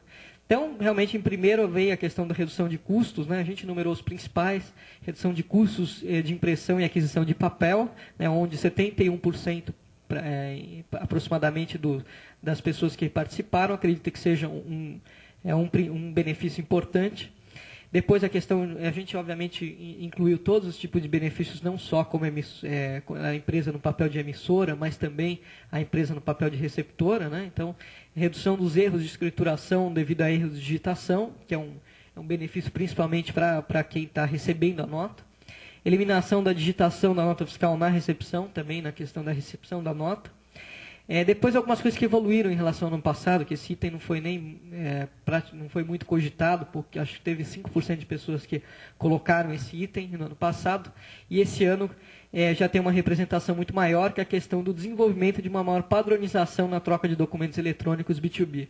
Ou seja, as empresas já entendendo que a nota fiscal eletrônica pode ser um agente catalisador para, de fato, estimular, desenvolver essa questão de troca de documentos B2B. Inclusive, na sexta-feira passada, em Aracaju, teve uma reunião para discutir essas questões junto com a GS1, né, que obviamente trata bastante a questão do código de barras e vem desenvolvendo bastante o EDI no Brasil. Então, eles tiveram uma proposta junto à secretaria, apresentaram em Aracaju no ano passado. Infelizmente, a gente ainda não era inclusive para eu viajar para lá, mas infelizmente não pude participar. Mas essa semana a gente deve ter notícias das propostas apresentadas. Né? Depois a questão também interessante, no ano passado, acho que foi o último item mencionado, e esse ano também já teve uma consideração maior, que é a questão da diminuição da concorrência desleal, ou seja, as empresas de diversos portes comentando que o projeto pode ser benéfico, uma vez que eles possam competir de uma forma muito mais interessante junto àquelas empresas que atuam numa esfera de informalidade. Né? E, por último, redução de custos de envio dos documentos fiscais, no caso da empresa ser emissora, né, do contribuinte ser emissor. Depois a gente perguntou em relação a retorno de investimento, né, como é que elas enxergam isso. Então, qual é a avaliação estratégica que as empresas têm? E que a gente percebeu é que hoje, a maior parte das empresas acreditam que vão ter um retorno de 2 a 5 anos, né, ou seja, não é um retorno a curtíssimo prazo, né. Uma pequena parcela aqui, quase 11%, não acredita que esse projeto possa repercutir algum tipo de retorno financeiro. Claro. Você conceitua retorno financeiro, por exemplo, melhoria de processos é um ganho, mas é difícil quantificar. O que é o retorno financeiro aí que... Eu acho que a percepção das empresas em relação a... Porque a pergunta que a gente fez, se puder voltar, foi exatamente essa. Sua avaliação estratégica sugere retorno, né? Então, a gente não perguntou especificamente em questões financeiras, né? Mas qualquer tipo de retorno, tangível ou não tangível. Obviamente, tudo que tem que repercutir uma hora em financeiro, mas alguns são mais tangíveis do que outros, né? Então, você vê que 11% não imagina nenhum tipo de retorno, nem mesmo de processos, enfim, nenhum tipo de retorno. Talvez sejam enquadrados exatamente num tipo de empresa que não emite um número muito relevante de notas, mas, de fato, algum tipo de retorno a gente acredita, qualquer tipo de retorno a gente acredita que esse projeto possa trazer. Depois, as principais barreiras que essas empresas enxergam para fazer a adesão do projeto, aderir, implantar soluções e tudo mais. Então, é óbvio que se a maioria não acredita estar 100% a par do projeto, falta de clareza do projeto foi a principal barreira apresentada pelas empresas, né? Então, eu acho que eventos como esse e outros que estão sendo conduzidos, eu acho que eles são importantes para difundir esse projeto nas empresas, nos contribuintes principalmente, e não só aqui em São Paulo, mas a nível nacional, né? Então, acho que tanto nós como a Câmara, né, como os demais os órgãos que vêm sendo envolvidos nesse projeto, têm essa missão de difundir mais para que a clareza do projeto não seja mais um empecilho, né? Integração e mudança de processos internos, né? Então, como segundo grande barreira, né? Grande desafio para ser superado. Depois, uma questão que a gente vai falar um pouco na frente, falta de obrigatoriedade por parte do governo para priorização do projeto na empresa. Então, na nossa opinião da associação, esse tem sido o principal problema do projeto. Porque muitas empresas a gente visita as empresas e tudo mais, e a gente pergunta, e aí, como é que é? E a gente percebe o seguinte, dado a falta de benefícios concretos que a pessoa enxerga no projeto, ele não prioriza o projeto dentro da empresa, dentre todas as questões que ele tem hoje, né? Então, ele tem lá, estou revisando os processos internos, estou implantando um novo SAP. Mas agora a gente está colocando uma solução fiscal, refazendo todo o nosso... Enfim, eu estou mudando de área dentro da empresa, não dá agora para... Quer dizer, tem milhões de coisas acontecendo nas empresas, e a pessoa não vai parar o que ela está fazendo para desenvolver o projeto de nota fiscal eletrônica. E como ele não enxerga um benefício tão a curto prazo, é claro que a alta direção acaba não dando a chance de priorizar esse projeto, tanto na área fiscal como na área de TI, né? Então, essa é a grande questão que a gente percebe dentro das empresas. Depois, falta de legislação específica, eu acho que mais pelas pessoas que não conhecem, porque a legislação está muito clara. Integração e mudança dos processos com os clientes, né? E aí depois, uma vez que a empresa se convenceu, ainda tem que convencer o cliente de que algumas coisas vão mudar, né? Óbvio, mudar para melhor, mas mudança sempre traz inovação, inovação traz resistência, né? Ou inovação traz mudança, e mudança traz resistência. Depois, falta de tecnologia adequada, também acho que não é um grande problema, mas algumas empresas apresentaram. Depois, cultura e comprometimento dos clientes, né? Que acho que está muito ligado a essa questão de integração de mudanças, integração de processos junto aos clientes. E aí vamos à questão do interesse, né? Você possui interesse em implantar a nota fiscal eletrônica na sua empresa? E aí a gente, obviamente, pergunta na questão temporal, né? Quando? O quanto antes? 7%. A partir do segundo semestre de 2007, 4%. A partir de 2008, 32%. Sim, quando um cliente solicitar 3%. Sim, quando o uso for obrigatório, 48%. E não tem interesse, 7%. Então, eu acho que esse é um raio-x mesmo do que a gente está observando no mercado, né? Então, todas essas reuniões que a gente faz, esses comitês, as pessoas vão lá, elas querem saber, querem assistir, querem entender o que está acontecendo, mas implantar na prática aí é uma outra coisa. É difícil. Não, legal, vamos implantar. A gente pergunta, vamos implantar? Vamos implantar. Mas, obviamente, eu acho que o brasileiro como um todo tem um costume de esperar o mercado evoluir um pouco mais, ver se um concorrente já está se mobilizando para isso, né? Ver se outro setor já implantou, quais benefícios que ele já teve, né? Então, esperar um pouquinho o governo dar uma empurradinha, né? Então a gente percebe um pouco desse cenário. Depois, essa pergunta, a resposta dela ficou muito parecida com a primeira edição, né? Para não dizer quase igual, né? Mudou décimos, não mudou nem... em relação a quanto a empresa está disposta a investir no projeto. Então, o que a gente percebe? 72% não sabe ainda quanto que ela está disposta a investir. Depois, obviamente, tem algumas empresas que investiriam até 50 mil, né, cerca de 11%, algumas que investiriam até 10 mil, né, 9%. Tem uma informação recente de que, para empresas de menor porte, as secretarias vão disponibilizar um software gratuito, né, para emissão da nota, assim como a prefeitura faz um outro modelo. Enfim, e aí tem algumas empresas, inclusive algumas mais arrojadas, que colocam que pretendem investir mais de 700 mil reais. Né? Então, existem empresas de todos os... projeções de todos os tipos, mas a maioria ainda não tem essa concepção muito bem definida. E por último, a gente perguntou, até complementando o que a Raquel colocou, da questão do SPED. Né? Então, o SPED realmente ele engloba tanto a questão da nota fiscal eletrônica, como dois outros grandes projetos que são extremamente importantes aqui no Brasil, que é a escrituração fiscal contábil, né? A escrituração digital contábil e a escrituração digital fiscal. Né? Então, esses dois projetos, junto com a nota fiscal eletrônica, fazem parte do SPED e vêm sendo conduzidos não só pelas secretarias, mas, no caso da escrituração, pela Receita Federal. Né? Então, esse projeto do SPED, ele está já em desenvolvimento, já tem, inclusive, empresas também em projeto piloto, né, no projeto contábil mais na questão, acho que de Minas Gerais, e no projeto fiscal já tem algumas outras coisas, alguns outros projetos. Até o final de 2007, deve ter uma norma para que algumas empresas de algum segmento específico, como a que ela mostrou, vai ser provavelmente, na questão do SPED, vai ser por porte, algum critério nesse sentido. E na questão da nota fiscal eletrônica, até o final de 2007, deve sair um regulamento para que o segmento de combustíveis e fumo entre obrigatoriamente no projeto.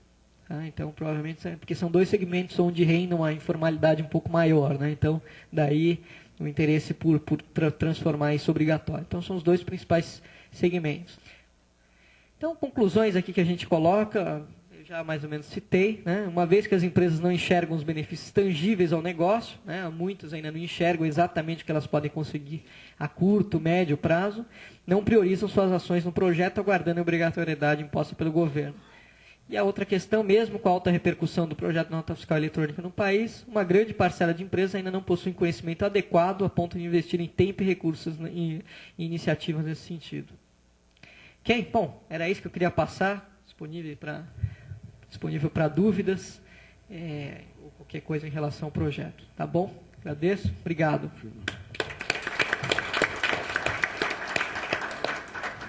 Eu passo a palavra ao Vinícius Pimentel de Freitas, que é chefe da seção de interação eletrônica da Fazenda do Rio Grande do Sul. Bom dia a todos. Queria começar agradecendo ao jornalista Luiz Nassif a oportunidade de colocar aos senhores e senhoras a visão estadual sobre a nota fiscal eletrônica, o projeto Nota Fiscal Eletrônica, que na verdade, pelo menos no Rio Grande do Sul, nós estamos abandonando a palavra projeto, para nós é um programa, é uma realidade, temos várias empresas em operação, vamos colocar isso aos senhores e senhoras aqui. Também saudar a presença de grandes amigos e parceiros na cruzada da certificação digital, na pessoa do Renato Martini. Queria saudar os demais integrantes que eu vejo, representantes de grandes autoridades certificadoras aí na plateia. E esse tema da certificação digital, com certeza, é uma das bases, um dos pilares do projeto Nota Fiscal Eletrônica, que não teria o apoio do fisco se não tivesse essa segurança jurídica. Pode passar, por favor? O objetivo da nota fiscal eletrônica, então, né, já foi batido, é passar da emissão de um documento que existia em papel para um documento de existência apenas eletrônica. Podemos seguir? Um comentário eu queria fazer. Graças a Raquel, eu vou ter várias transparências que já foram apresentadas, então nós vamos passar várias com muita rapidez. Abrangência do projeto: 10 mil potenciais contribuintes. Nesses 10 mil, nós estamos focando em empresas sempre de grande porte a nível nacional. Nós estimamos a emissão de 120 milhões de documentos até o final do próximo ano, e aqui eu utilizo as palavras do Renato Martini no Certifórum em Brasília o ano passado, o maior projeto de certificação digital em curso no Brasil. Aí nós olhamos o SPED como um todo e não somente a nota fiscal eletrônica. E uma coisa que eu não canso de bater nessa tecla: a oportunidade de negócio dentro do campo da tecnologia da informação, nós vamos conversar mais a respeito disso. Por favor. Nós vamos tratar, então, um breve histórico do que é o projeto e hoje a realidade da nota fiscal eletrônica. Vamos repassar pela terceira vez os benefícios aqui nessa manhã de hoje, a situação atual e os desafios que se colocam para nós nessa realidade da nota fiscal eletrônica. Vamos começar, então, historicamente. O nosso sistema tributário data da Constituição de 1967. O ICM é o primeiro, ICM, não ICMS, o primeiro imposto de valor agregado do mundo, né? Então, um grande avanço naquela época. Mas, né, pode passar, por favor? Ao longo desses 40 anos, o fisco foi impondo diversas obrigações acessórias, tentando cercar aqueles que, de uma maneira vamos chamar de esperta, queriam tomar um pouco maior para eles aquele recurso que seria da sociedade. Então, nessa lâmina, a gente pode contar 14 vezes que a mesma operação é informada para o fisco em diversos momentos, desde que ela sai, a mercadoria sai até a mercadoria chegar ao destinatário. Isso que nós estamos olhando aí apenas do ponto de vista do emitente e do destinatário. Se nós tivermos o concurso do prestador de serviço de transporte com redespacho, então esse número de 14 pode ir a 20 ou 25 vezes que a mesma informação é passada para o fisco. Por favor. Como antecedente do projeto, nós temos, aqui está a partir de 98, mas isso aqui se embasa desde 93 e depois numa documentação chamada Convênio 5795, que foi as bases para o Sistema Nacional de Troca de Informações entre os Estados, o SINTEGRA. O SINTEGRA, não sei se todos os senhores sabem, mas as empresas estão obrigadas a entregar para os fiscos estaduais a totalidade das suas informações em meio eletrônico, desde 1995. Então, a disponibilidade das informações para o fisco não é novidade com a nota fiscal eletrônica. O que é novidade é a temporalidade dessa informação. No ano de 2003, o então secretário da Fazenda do Estado do Rio Grande do Sul, Paulo Michelucci Rodrigues, capitaneou um projeto chamado ICMS eletrônico, que tem um viés um pouco diferente da nota fiscal eletrônica, é o passo seguinte que certamente nós vamos dar, e nós então puxamos o freio de mão nesse projeto porque temos a visão no Estado que não podemos ter uma solução de ICMS diferente das demais unidades de federação. Necessariamente nós temos que ter as soluções no que se refere a esse imposto têm que ser nacionais. Então nós, junto com algumas outras unidades da federação, estivemos no Chile olhando o que é o sistema de fatura eletrônica lá, foi feita uma apresentação para a Receita Federal e esse protocolo ENAT, do ENAT significa Encontro Nacional de Administradores Tributários, e tem aquela figurinha ali, por favor. E ninguém consegue falar sem a sopa de letrinhas da sua profissão. Então, ao longo aqui eu vou falar várias siglas, e me perdoem se algo que para mim é familiar, vocês não conheçam, depois na parte de perguntas a gente pode esclarecer isso. Então, em 2005, nós tivemos os primeiros passos, efetivamente, do projeto, à época, um workshop de lançamento. Houve uma definição de quem faria parte do projeto piloto, quais eram os 6 estados à época e as 19 empresas presentes em alguns ou em todos os estados dessas empresas. E, como legislação, então, nós tivemos o ajuste CINIEF, um ato COTEP, em 2005, regulamentando o que é e para que serve e como deve ser usado a nota fiscal eletrônica. Paralelamente a isso, o Encontro Nacional de Coordenadores e Administradores Tributários, o ENCAT, e a Receita Federal do Brasil assumiram a coordenação técnica e a coordenação fiscal desse projeto, através do projeto SPED, que é um tripé, baseado na escrituração eletrônica contábil e fiscal, que é o SPED por si mesmo, o Cadastro Nacional Sincronizado, onde nós, das unidades da Federação e a Receita Federal do Brasil, trocamos informações e atualizações em tempo real, chegaremos lá um dia desses, e a nota fiscal eletrônica, que é o foco do que nós estamos conversando aqui. Ano passado, início do piloto em julho, com 5 estados, Santa Catarina encontrou problemas técnicos, 19 empresas. Em setembro, a primeira nota fiscal eletrônica do Brasil foi emitida no Rio Grande do Sul. Em novembro, nós identificamos o final do projeto piloto. Então, estes 5 estados já estavam com a emissão de pelo menos 1 ou 2 empresas em fase de produção. E lá em Porto Alegre, nós fizemos um evento com cerca de 850 pessoas presentes, onde nós efetuamos o lançamento da fase de massificação do projeto. Fase de massificação, ano de 2007. Alguns números dessa fase. Teremos, conforme os senhores e senhoras podem ler, 7 estados que iniciarão nesses meses aí as suas fases de testes. Além desses, né, nós temos a Superintendência da Zona Franca de Manaus, os estados de Alagoas e Pará, participando das nossas reuniões mensais ativamente, então certamente teremos mais estados. E até julho, ou seja, no prazo de 2 meses a partir de agora, além daquelas 19, nós teremos outras 53 empresas emitindo notas fiscais, sendo 42 em São Paulo e 11 no Rio Grande do Sul. Futuro. O PAC federal aponta que as 12 mil maiores empresas espera-se que estejam no ambiente de nota fiscal eletrônica até 2009. Cabe um comentário. Bom, falaram em 10 mil lá atrás, tem 12 mil aqui. Algumas daquelas 10 mil estão nessas 12 mil. Essas 12 mil são as que têm o maior faturamento do ponto de vista da Receita Federal. Evidentemente, muitas delas não são contribuintes de ICMS, né, prestadores de serviço, enfim, o setor financeiro, por isso essa diferença entre números aí.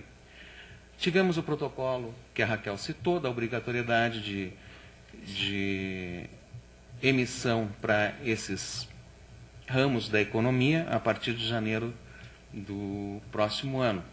E aqui a pesquisa apresentada pelo Richard só corroborou a visão que nós tínhamos na reunião de março, até explicando então a cronologia, na reunião de março do projeto, foi no início, final de fevereiro, início de março, nós identificamos, vem cá, o voluntariado parece que não vai dar muito certo. Então, poxa, nós necessitamos certamente partir para a obrigação.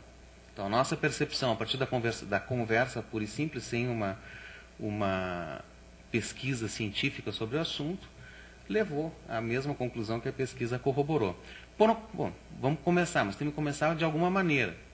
Tem que haver justiça na obrigatoriedade. Para haver justiça, necessariamente, tem que ser um setor econômico, né? Para que não haja concorrência desleal. Para continuar existindo justiça, não basta o Rio Grande do Sul e São Paulo obrigarem. Mais unidades de federação, de preferência todas. Aí que nós chegamos a um protocolo com 13 estados e já temos vários outros sinalizando que vão aderir a esse protocolo. Benefícios, vamos repassar alguns e colocar alguns outros e dar um enfoque um pouco diferente a uns que foram falados. Em primeiro lugar, do ponto de vista tanto de emitente quanto destinatário, o armazenamento digital. A ICP Brasil nos dando a guarida jurídica para que esse papel possa ser dispensado. Ponto de vista de segurança e garantia. Redução gradual da multiplicidade de informações. Imediatamente nós não vamos ter isso.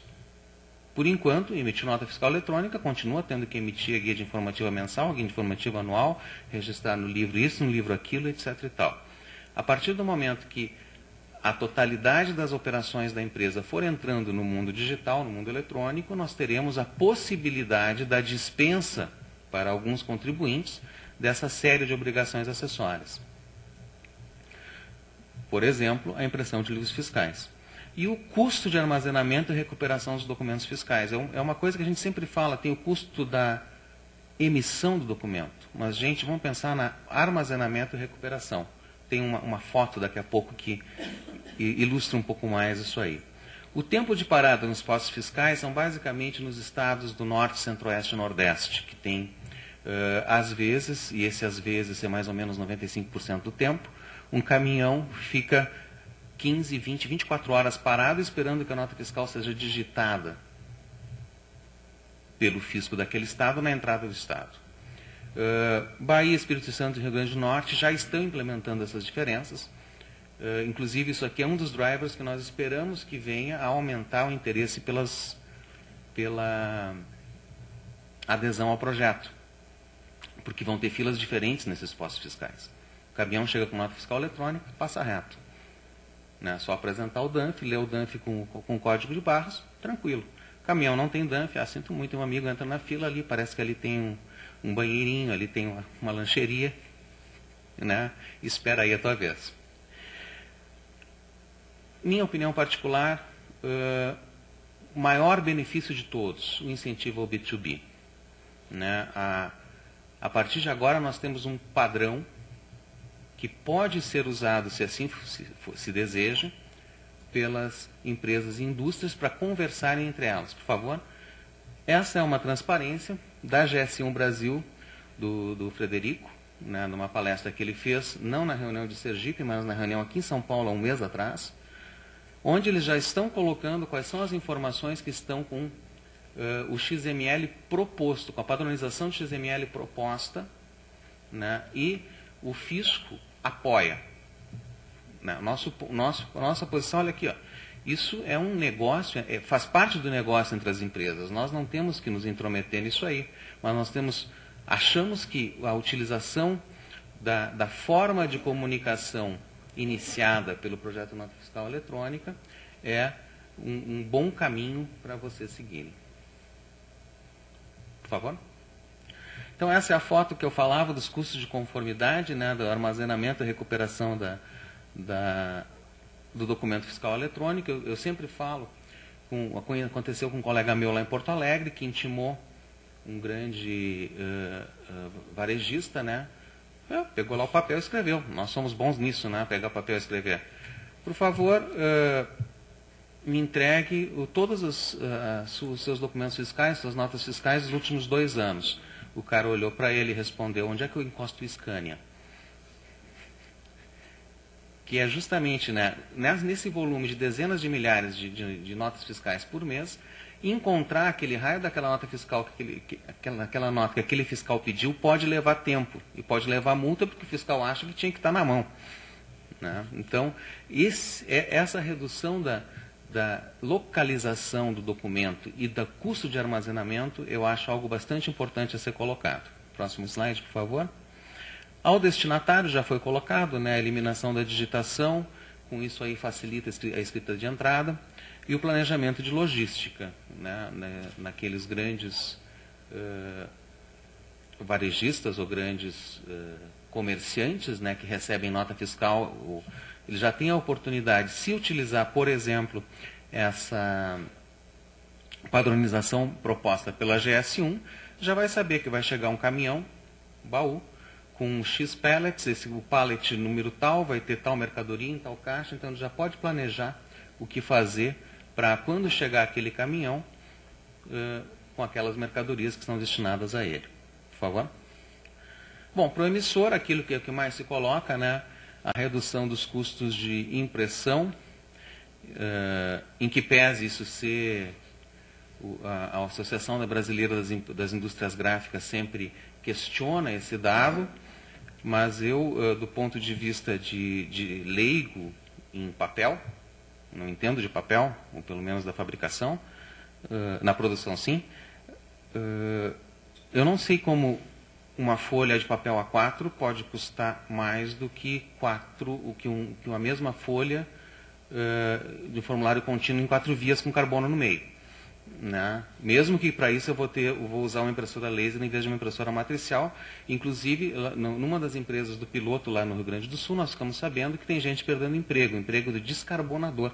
Eu não sabia que existia isso. Quer dizer, a pessoa que é responsável por pegar aquelas 4 vias, destaca, põe carbono para lá, junta a primeira com a terceira, grampeia, esse pessoal está perdendo emprego. Isso é um problema.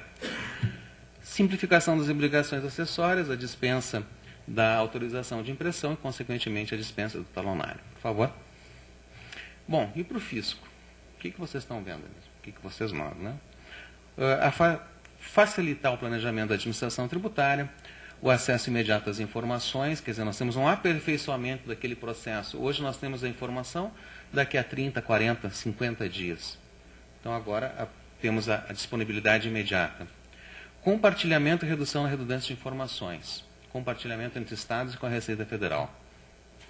Eliminação dos erros na transcrição. No Rio Grande do Sul, por exemplo, nós digitamos notas fiscais que chegam nos postos.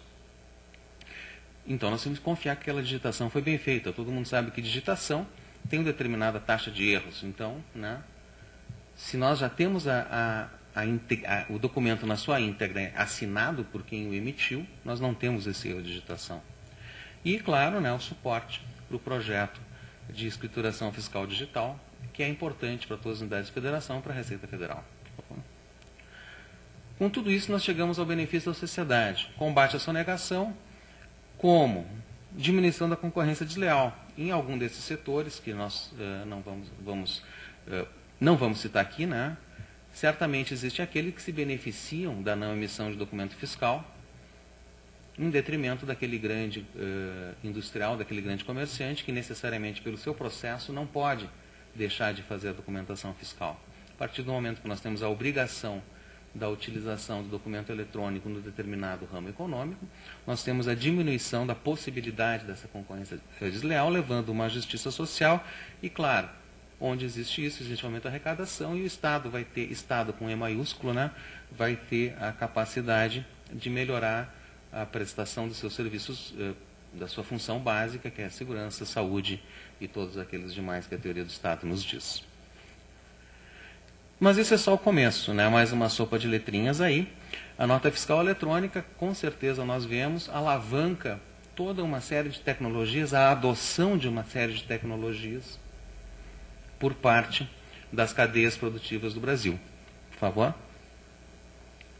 Nós temos, desde compradores até vendedores, nessa grande nuvem do que é o projeto, uma série de atores, alguns que entram, como estão em cinza aí, meramente como reguladores e destinatários da informação, mas vários outros que podem e devem se beneficiar nos seus negócios, né? Utilizando essa nova realidade que está aparecendo aí. Por favor. Legal. Situação atual. Até outubro do ano passado, então, são aqueles números que a gente já viu várias vezes. Pode passar. Isso eu tirei ontem à noite, essas fotos. No Brasil, nós temos cerca de 600 mil notas fiscais já autorizadas, por favor. Então, isso foi às 22h33 de ontem à noite. Dessas 582 mil, 340 mil foram no estado do Rio Grande do Sul. Aqui nós temos no outro gráfico a curva. Isso aqui é um pointer? Posso usar? Então, você pode observar que a evolução está tendendo a estabilizar. Isso nos leva à conclusão de que necessariamente tem que ser feita tem que ser tomada alguma ação para continuar essa massificação. Isso é a resposta vinda através da obrigatoriedade. Por favor. Modelo operacional, de uma maneira um pouco mais simplificada do que a Raquel mostrou. O contribuinte gera um lote de notas fiscais e solicita à sua Secretaria de Fazenda, a Secretaria de Fazenda a qual ele está vinculado, a autorização do uso dessa ou dessas notas fiscais. Uma coisa interessante notar aqui, existe uma confusão que muita gente faz. O lote de notas fiscais pode ter de 1 a 50 notas. Cada nota é assinada de forma individual. Existe uma assinatura para cada documento fiscal, não uma assinatura do lote. Isso é necessário porque, vamos supor 50 notas, existe a possibilidade de que 40 sejam autorizadas, 8 sejam rejeitadas e 2 sejam denegadas. Não posso ter uma assinatura única para todo o lote, senão eu teria que rejeitar todo o lote se só deu o problema de um deles. O resultado, então, é transmitido de volta, e o contribuinte, a partir daí, se esse resultado foi uma autorização, pode utilizar esse documento fiscal para documentar uma operação de circulação de mercadorias ou fornecimento de serviços de transporte ou comunicação. Mais um, por favor. Após esse processo, então, a Secretaria de Fazenda envia através de uma outra rede, que não é a internet, é uma rede privada das Secretarias de Fazenda da Receita Federal, as informações para armazenamento conjunto na Receita Federal. Então, os dados estão na Secretaria de Fazenda de origem, sempre, na Receita Federal, sempre também. Se essa operação for uma operação interestadual, também é simultaneamente enviada para a Secretaria de Fazenda de destino, para ser armazenado lá e utilizado pelos colegas daquele estado. E se, além de ser interestadual, for uma operação destinada à Zona Franca de Manaus, também é enviado para a SUFRAMA. Como é que se pode consultar essa nota fiscal?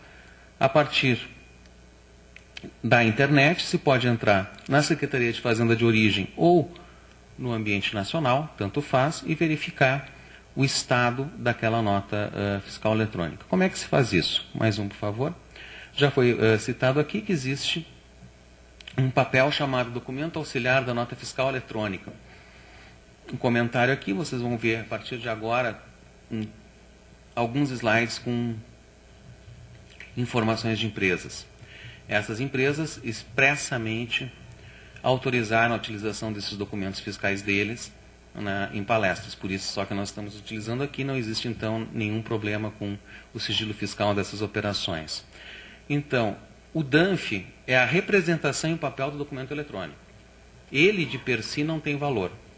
Quem tem valor é aquele documento digital que reside nos sistemas do contribuinte emissor, nos sistemas do contribuinte destinatário, nas secretarias de Fazenda e na Receita Federal. Esse documento fiscal é importante porque, quando um caminhão é abordado no trânsito pela fiscalização de circulação de mercadorias, é necessário que se faça uma verificação se aquela mercadoria que está naquele caminhão naquele momento está amparada por um documento eletrônico chamado nota fiscal eletrônica. Então, existe esta chave de consulta aqui, que serve para isso. Por favor. Como é que se faz a consulta? Ou no site do Portal Nacional da Nota Fiscal Eletrônica, ou, por favor, todas as secretarias de Fazenda disponibilizam também o mesmo serviço de consulta. No caso aqui nós estamos vendo a parte de consulta no estado do Rio Grande do Sul. A partir do clique nesse link aqui, pode ser feita uma leitura em código de barras ou uma digitação simples desse conjunto de números, o que for mais fácil para cada um. E a partir daí, por favor, mais um, se chega aos dados completos daquela nota fiscal que corresponde àquela chave de acesso que foi impressa no DANF e naquele código de barras. E é muito importante que exista isso aqui, autorizado no uso da nota fiscal eletrônica. Ou seja, aquele documento, aquele papel, aquele pedaço de papel, realmente representa um documento digital, nota fiscal eletrônica. E aquelas mercadorias com aquelas características estão amparadas para fazer essa circulação. O DANF também serve para quando o destinatário não for o usuário ou autorizado à nota fiscal eletrônica, como é que ele vai fazer a escrituração dessa nota fiscal, se ele não tem, né? Então, ele é o documento hábil para a escrituração da entrada por parte de um contribuinte que não seja emissor de nota fiscal eletrônica também. Por favor. Desafios que se colocam para nós. Aqui eu transcrevi, pintando um pouco, o conceito de nota fiscal eletrônica que consta da Justinef, só para chamar a atenção a alguns detalhes, né? Ele é emitido e armazenado eletronicamente, consequentemente ele só existe no mundo eletrônico. Ele documenta uma operação de circulação de mercadorias ou prestação de serviço, desde que sejam satisfeitas duas condições: assinatura digital do emitente e recepção e autorização pelo fisco antes da ocorrência do fato gerador. Então, esse conjunto de premissas ou requisitos é necessário para que efetivamente exista o documento fiscal chamado nota fiscal eletrônica. Por favor. Grandes desafios, né? Padrões abertos. Nós utilizamos XML, Web Services, a comunicação é via internet e a certificação digital da infraestrutura de chaves públicas brasileira. Mas nós temos disponibilidade, segurança, escalabilidade e performance como pré-requisitos básicos. Um documento chamado Manual de Integração do Contribuinte, que descreve todos os padrões técnicos da comunicação dos contribuintes com as receitas estaduais e federal, nós assumimos o compromisso de, em até 3 minutos, responder 95% de todas as comunicações, todas as autorizações solicitadas. Mais um, por favor.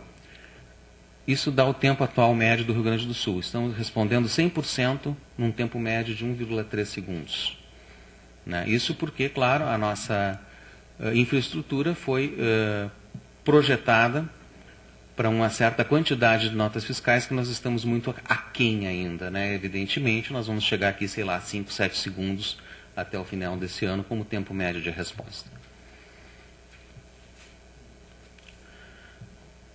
Entre os desafios, gente, nós temos 27 unidades da Federação, Receita Federal, e gostaríamos muito que os municípios estivessem juntos nesse projeto.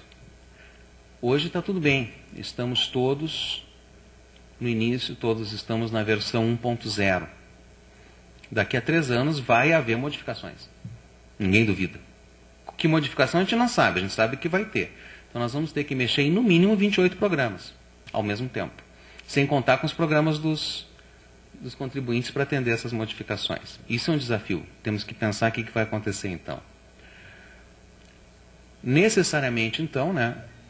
Se não continuarmos com essa participação colaborativa que está acontecendo desde o começo, não teremos como fazer isso. Isso não tem como continuar. Adiante, por favor.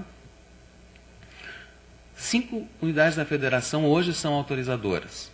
7 vão passar a autorizar em 2007. E os contribuintes que estão nas outras unidades da Federação? Então, nós temos uma proposta que já transitou politicamente, nós estamos na fase de viabilizar os termos de cooperação técnica entre os estados, que é, por favor, uma troca sutil na posição da nuvem aqui, da rede RIS. Nós vamos dissociar o processo de validação e autorização. Essa é a nossa proposta, que ainda está em fase de discussão e negociação, do armazenamento do documento. Com isso, nós temos a possibilidade da existência da chamada Secretaria de Fazenda Virtual, em adição às Secretarias de Fazenda reais dos estados. Ou seja, um ente que é responsável pelo processamento, por aquela validação, isso que é necessário, o tempo de resposta e todas essas coisas.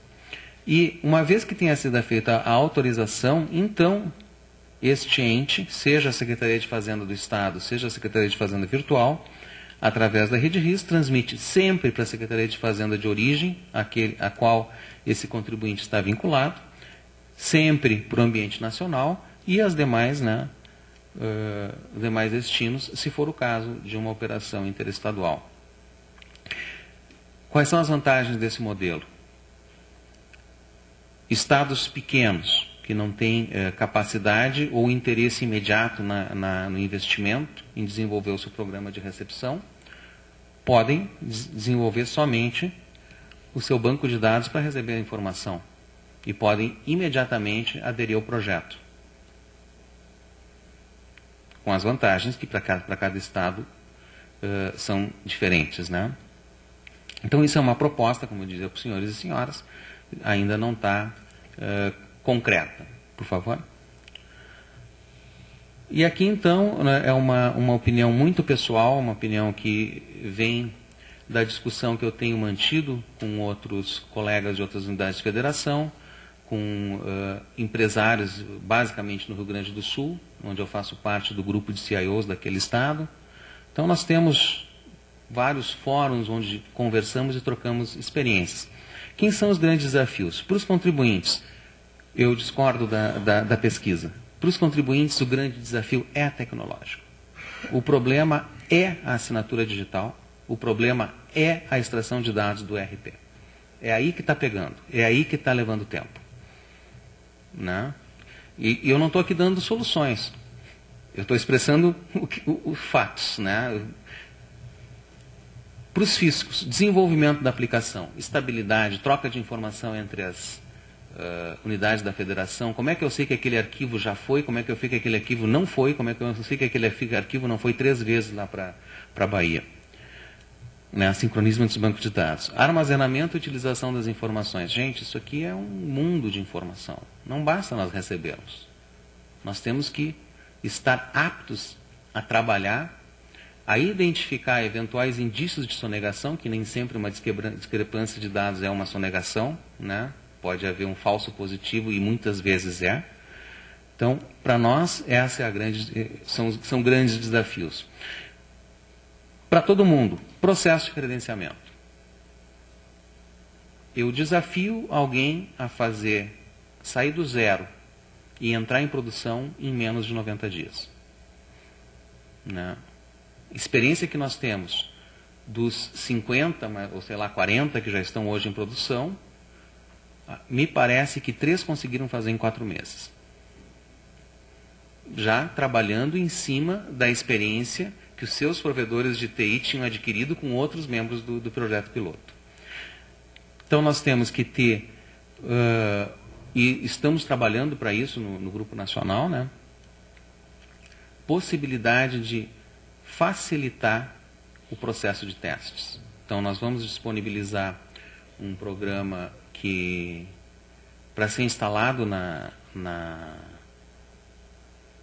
máquinas do contribuinte, onde ele pode simular que ele tem ali uma Secretaria de Fazenda. Né? Nós vamos também disponibilizar, naquilo que o Richard falou, está sendo desenvolvido aqui pela Secretaria de Fazenda de São Paulo, um programa para a emissão de notas fiscais que vai ser disponibilizado para quem quiser. E, evidentemente, né, ele vai ter que digitar os dados dos nossos fiscais ou importar um arquivo TXT. Mas ele vai poder fazer a emissão, então toda essa parte que está pegando aqui, né, de assinatura digital, vai estar resolvida, porque o programa vai fazer isso.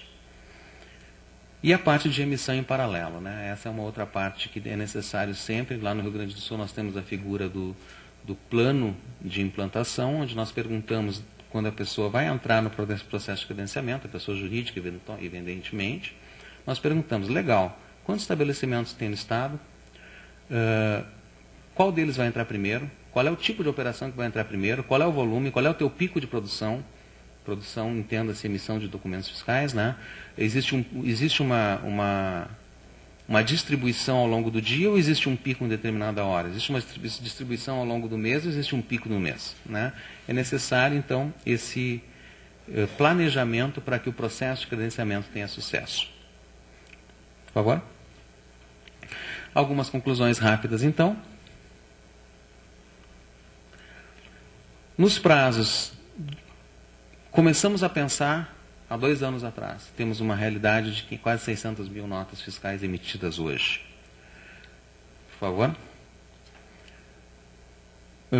Estamos dando muitas boas-vindas à Receita Federal como autorizador no ambiente de testes a partir de setembro ou outubro deste ano.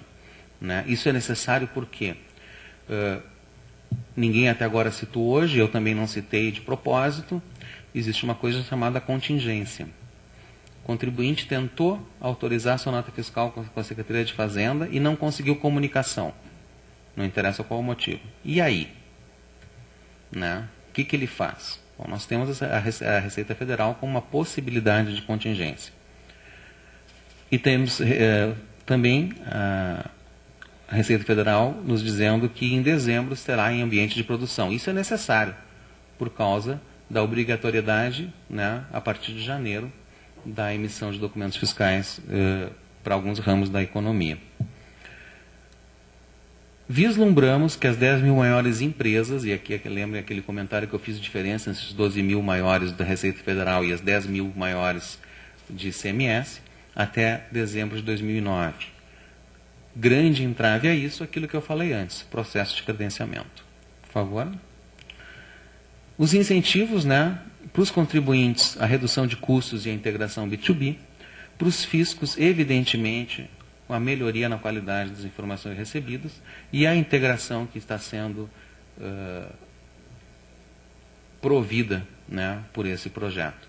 Tentando, então, responder ao tema que foi nos colocado aqui, prazos e incentivos para a introdução da nota fiscal eletrônica. Ok? Para a sociedade, então, já comentamos, né, justiça fiscal, redução do custo Brasil, se nós falamos em redução de custo de conformidade. Falamos em redução de custos de obrigações acessórias. Falamos em redução do custo na circulação de mercadorias. Uma preocupação verde, redução do consumo de papel. No mínimo, nós estamos reduzindo de 4 para 1 via de papel para cada operação. E isso aqui, né, a alavancagem da nossa economia. O mercado de TI tem dinheiro para ganhar nele. Não. Por favor. Eu sempre faço alguns créditos, né? Evidentemente, essas lâminas que eu usei não foram todas minhas. Eu aproveitei material de diversas outras apresentações dessas pessoas que estão listadas aí, dessas organizações. Por favor. Queria, então, renovar os agradecimentos ao jornalista Luiz Nassif pela oportunidade de nós colocarmos aqui a visão de um fisco estadual particular, mas que eu acredito que traduza a visão dos demais fiscos estaduais e do projeto Nota Fiscal Eletrônica como um todo. Muito obrigado. Obrigado.